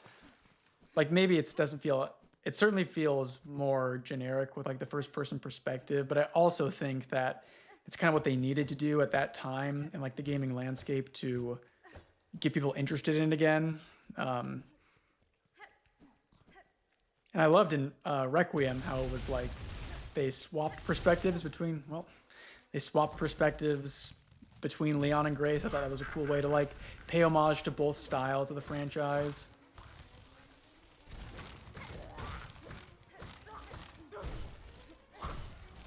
But then sometimes, you know, and it happens with a lot of stuff where it's like, if you don't like the new game, then just go play the old ones. Like, it's not like those games are impossible to play now. Like, there's like, I'm trying to think of like new versions of stuff that I don't really enjoy, that I just go back and play the originals. If I can think of like a remaster that I didn't love. Oh, like Majora's Mask 3D. I mean, it's portable, so I like that aspect of it, but I still prefer the original game, but I don't act like Majora's Mask 3D is an absolute abomination. I think it does a lot of cool things, but I personally prefer the original N64 game just because I like the vibes better. But it's not like Majora's Mask 3D invalidates playing the original game. And I do think in a lot of ways it does some really good things to that game. It's just like, you know, I personally don't love the aesthetics of it. But I also probably have the Ben Drowned creepypasta to thank of my love for Majora's Mask, because like it made the whole thing so much more mysterious, and you know, it's the way it is, man. But I'd say I also probably prefer the N64 Ocarina of Time. For their rumors they're remaking that for the Switch. I'm curious to see how much they change it at all. People are saying like it's going to get a full like remake that substantially changes things, and I don't think that's true. I don't think Nintendo will touch that game, really. It's just so iconic that I cannot see them like wanting to switch up the core DNA of what that game is. I would like a from the ground up reinterpretation of Ocarina of Time, but I don't think that'll happen. I would be fine with just a fancy graphic, really nice looking version of Ocarina of Time. Oh yeah, Majora's Mask on the GameCube with the collector's edition disc.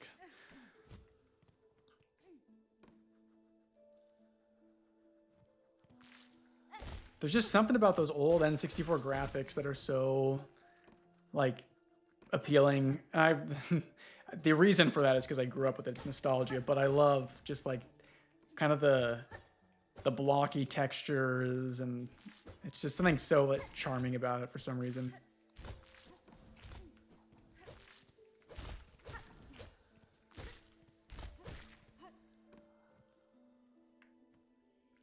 Yeah, Twilight Princess definitely has a lot of Ocarina of Time in it. Definitely I think a reaction to the way that Wind Waker was received when it was announced, which people kind of forget that people were not vibing with Wind Waker. Oh my goodness, Wind Waker when it was first announced, like, you know, it was kind of this isn't a real Zelda game because it doesn't look like Ocarina of Time, but Wind Waker's awesome. It's kind of short.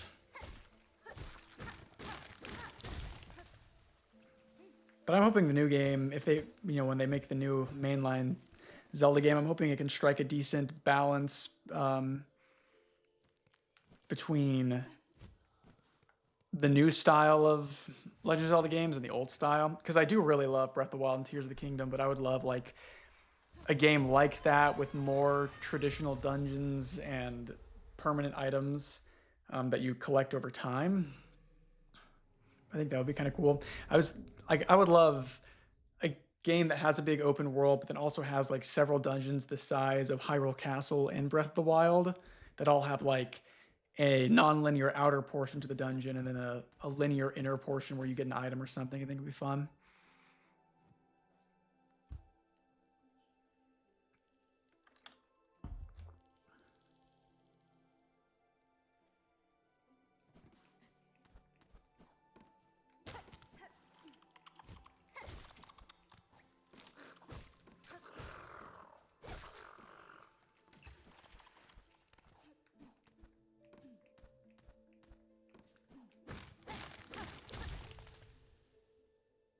Water temple dungeons. I never really mind the water temple dungeons.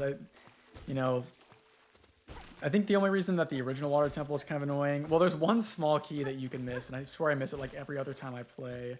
But I like the vibes of the dungeon. I'm gonna die, aren't I? No. Ancient Cistern is great, although of the 3D Zelda games, Skyward Sword's definitely my least favorite.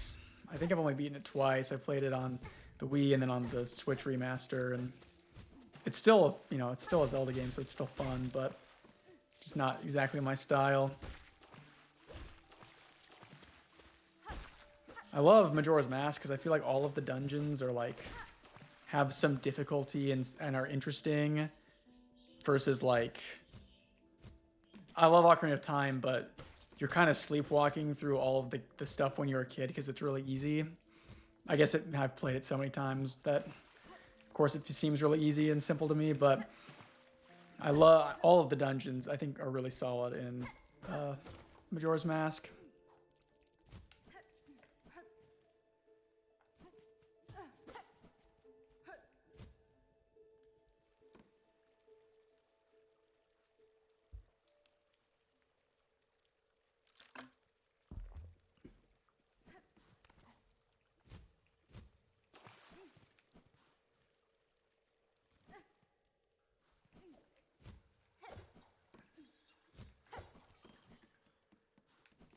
I forget where. I think you have to go up here to get to the Haunted Bell Heart.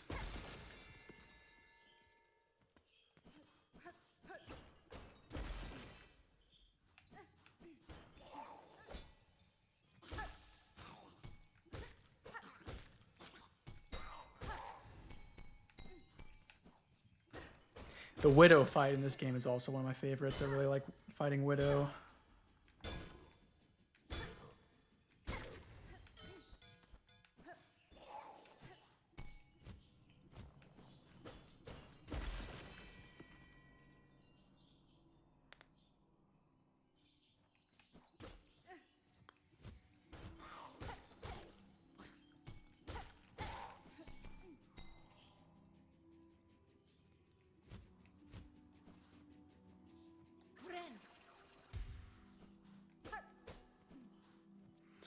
Okay, I'm gonna farm some silk on this guy.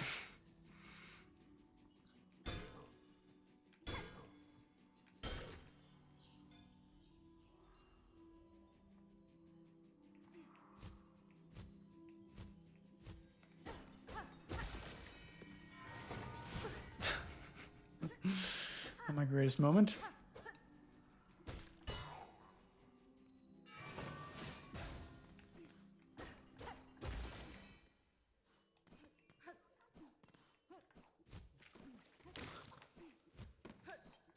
There's something down here you can get. Oh yeah, it's these guys.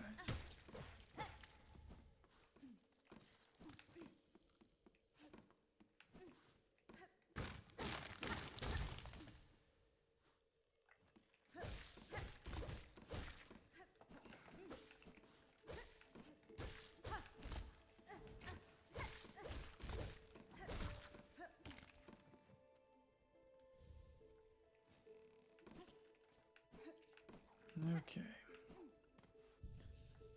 I'll rest here. I think I'll do Widow. Then I gotta eat.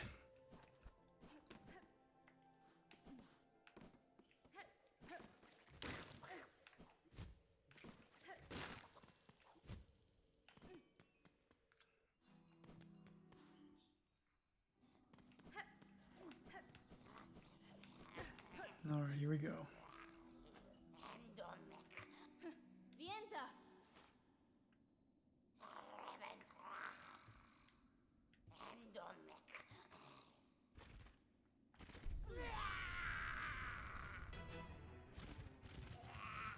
Just gotta remember the patterns. Oh, I'm already forgetting the patterns.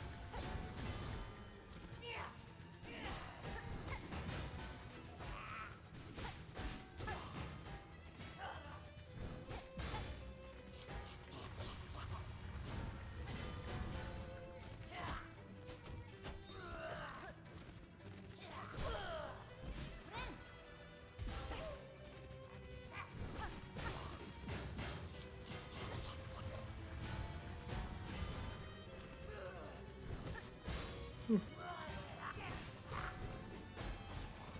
feel like the other trick to this game is just not getting greedy. So I always lose whenever I'm getting greedy during the fights, but it's very similar to Dark Souls as well.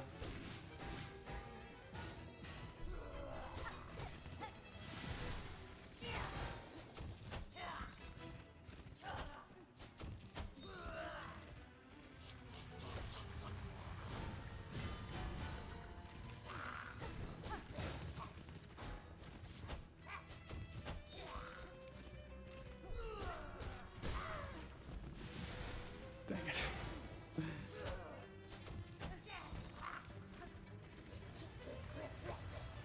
Ooh.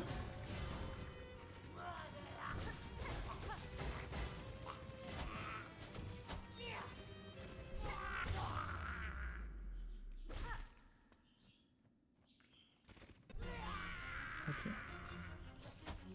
Oh man.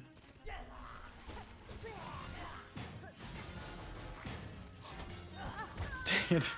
I was just about to say that I always gotta Davis Northern Lion. I feel like Widow always gives me more trouble than she should.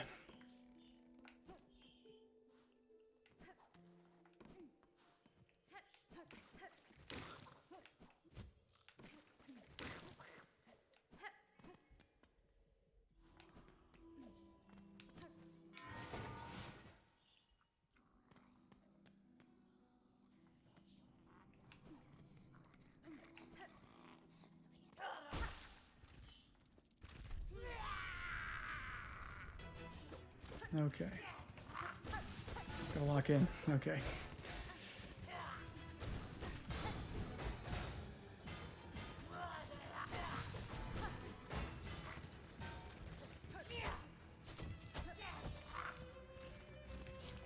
Ooh.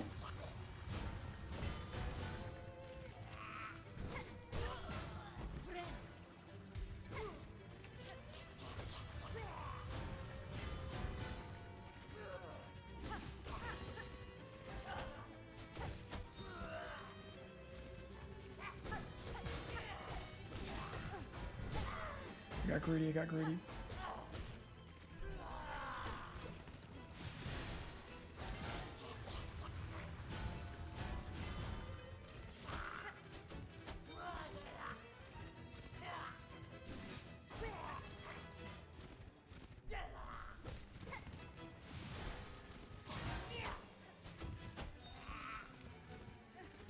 You guys talking about the stuff I have on the floor? You have a useless, stupid HP printer that does not work. Even though I've replaced the ink cartridge on it, it just refuses to work. I'm never buying an HP printer again in my life. I'm gonna buy like an inkjet printer from 1973 and set that up inside my house instead. I don't even print anything. I was just printing some sheet music for the high school near us, and I couldn't do it. I had to go to the library to print it.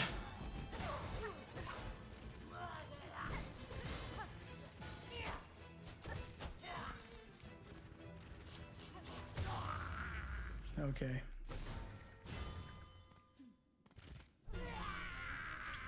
Just gonna take a moment to... Oh my gosh. I'm getting flustered.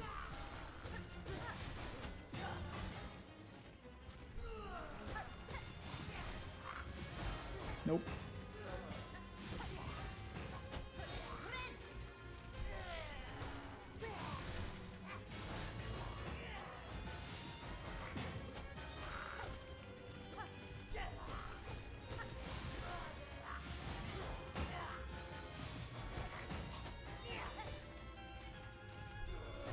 Is it always the same 3 attacks in a row? I guess 4? I think so. Never noticed that before.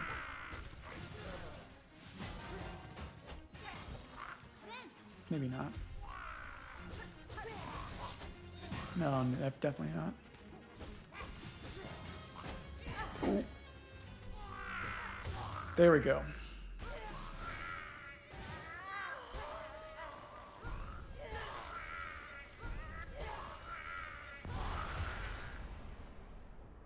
I bought an old printer. Somebody should make an analog horror series where it's somebody who buys a printer that's haunted and it keeps printing like creepy images.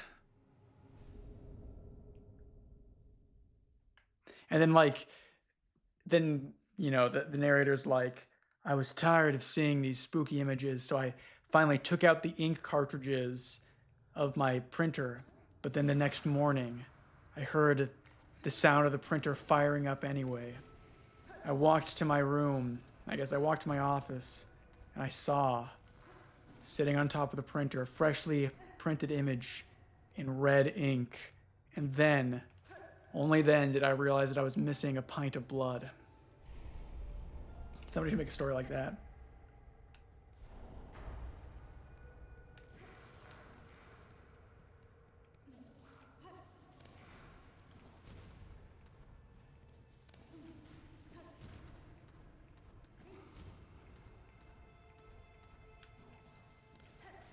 Surprised there's not a Stephen. There might be a Stephen King story about a haunted printer. That man has written stories about like literally everything.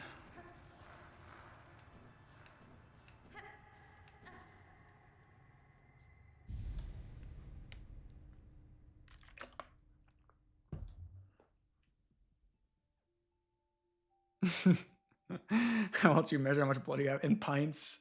Doesn't the human body have like 6 pints of blood in it, or am I going crazy?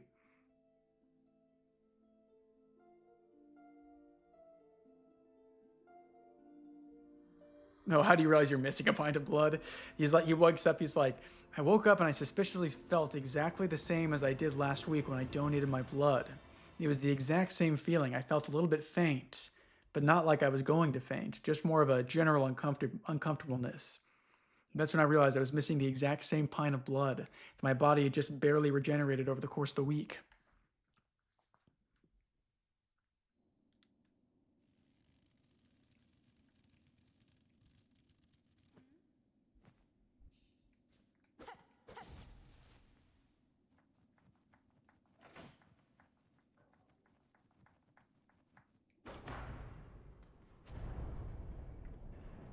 Replace the pint with liquid hate. I'm trying to think about like what could a printer print that would be scary? Like it prints a photorealistic image of you sleeping.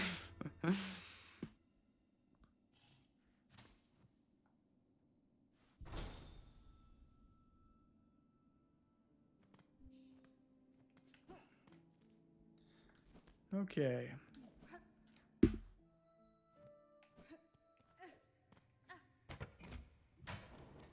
It prints a blank paper, tells you the ink is low. Yeah, except for that's already what my stupid printer right now does. It is. I can't see the preview of my stream right now because it told me to re-verify my identity and then the stream cut out. But I assume you're seeing the corner that's like a guitar case, my wife's auto harp, the omnicord, and the printer. I haven't figured out what to do with that stuff yet.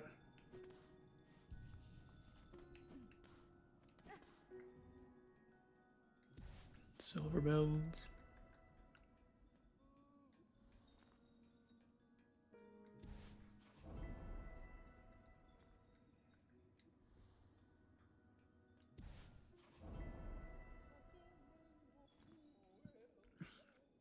What's an omnicord? Well, dear viewer, let me show you what an omnicord is, if it's working right now. I think they're called auto harps. I can't remember if they have a specific name. An omnicord is just the brand. If you've watched Adventure Time, you've surely heard what an omnicord is. This one's really old. It was my wife's from she's growing up. Let's see.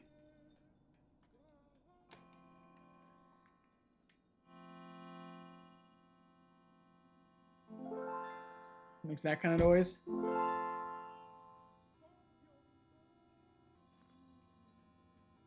That's like the one song that everybody, that from Adventure Time, where it's like, Marceline, is it just me and you in the wreckage of the world? That must be it. Something for a little girl. But yeah, and then he just has the chords printed on there, the major, the minor, and the seventh, and you just play, you know, whatever chord you want. So it's good if you know your chords and your scales.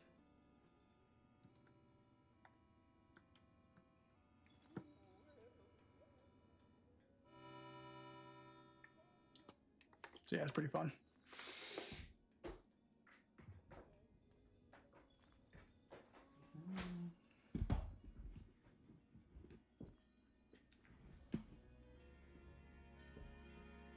That must be so confusing for a little girl. That's right.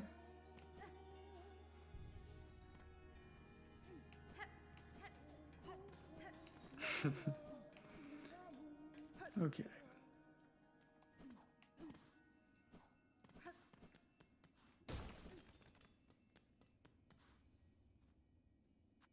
Oh, I need to sharpen my pin.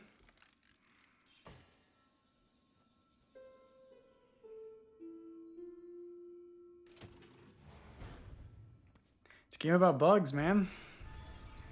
It's a game about Hornet, who's the main bug, and she is brought to the kingdom of Farloom by a godlike bug named Grandmother Silk that has essentially put a bunch of bugs under her own spell. But it's also kind of confusing because Grandmother Silk is being kept in a cocoon that is like holding her back essentially. So it's like this weird dynamic where like there's some bugs that are free from the silk, some bugs are not free from the silk. There's a lot of confusing stuff there. But you can either kill Grandmother Silk, or you can, I guess you kill her either way, but you can like take over the kingdom, which is like kind of the bad ending, or you can try to kill her, which is also kind of a bad ending, but then becomes a good ending. So there's a lot of stuff you can do.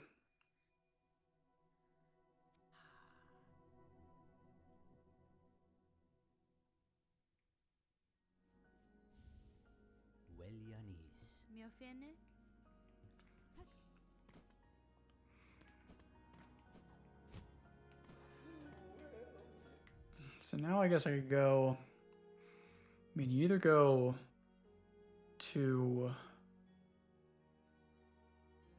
the left, or you go up through Sinner's Road.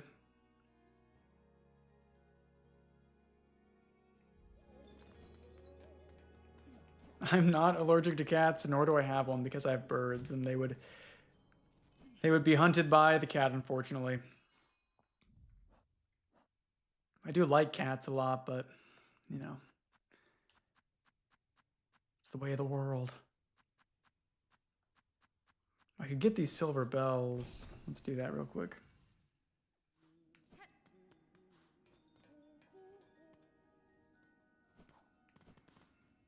Yeah, Hornet is a bug, but she's like, I think she's half like kind of spider and then half a different like fancy bug called a worm, as in like WYRM.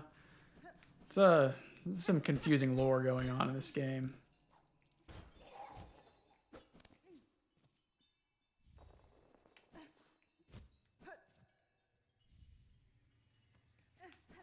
Yeah, she's not a hornet, but most likely got that name because she was trained to fight by a queen bee.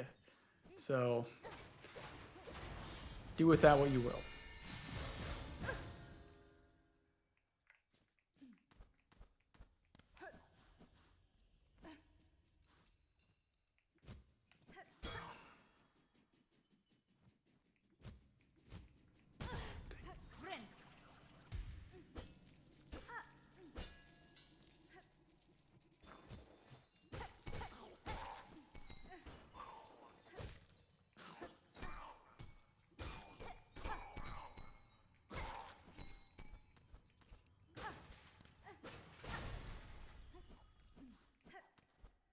I never liked this little quest where you have to get these, you have to find these like bell pieces, but they're not in like set locations. Like they can just kind of show up.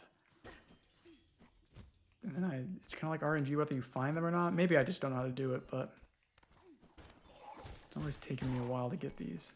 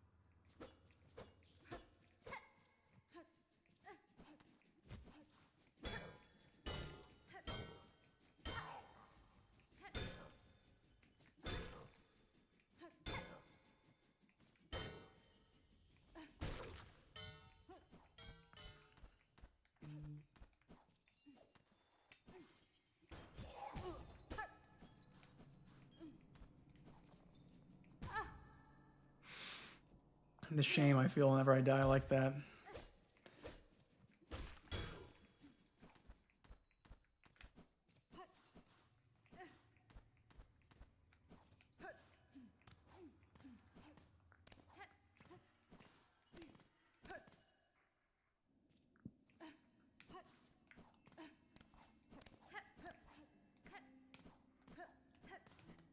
See if I can find some more down there. I don't remember if they only spawn in the bell area below, or if they can spawn the one up above Bellheart.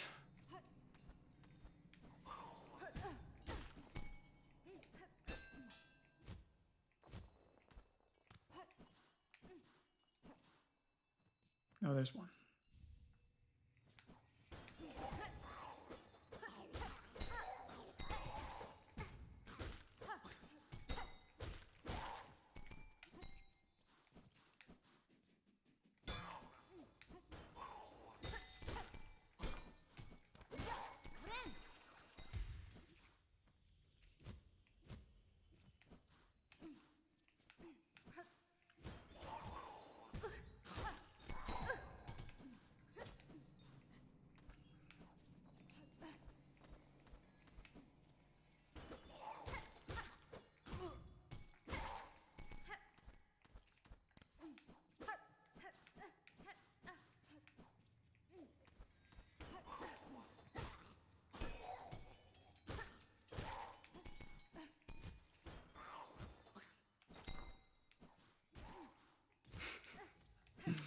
Never gonna find these bells.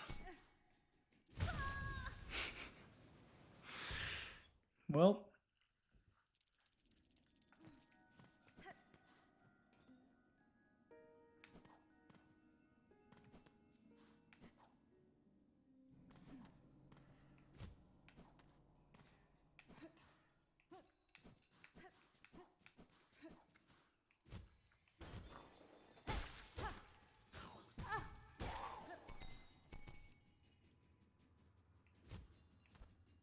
Eh.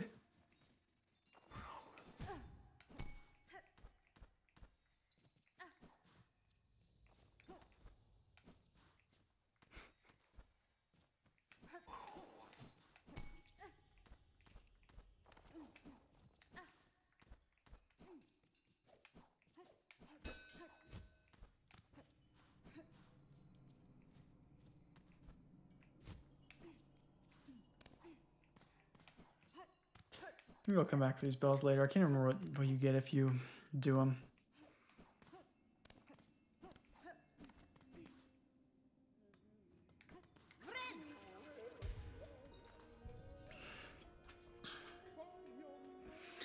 All right, well, I'm freaking starving, so I think I'm gonna go eat something. Thank you guys all for watching the stream. I don't know, I might stream some more tomorrow. Maybe on Thursday.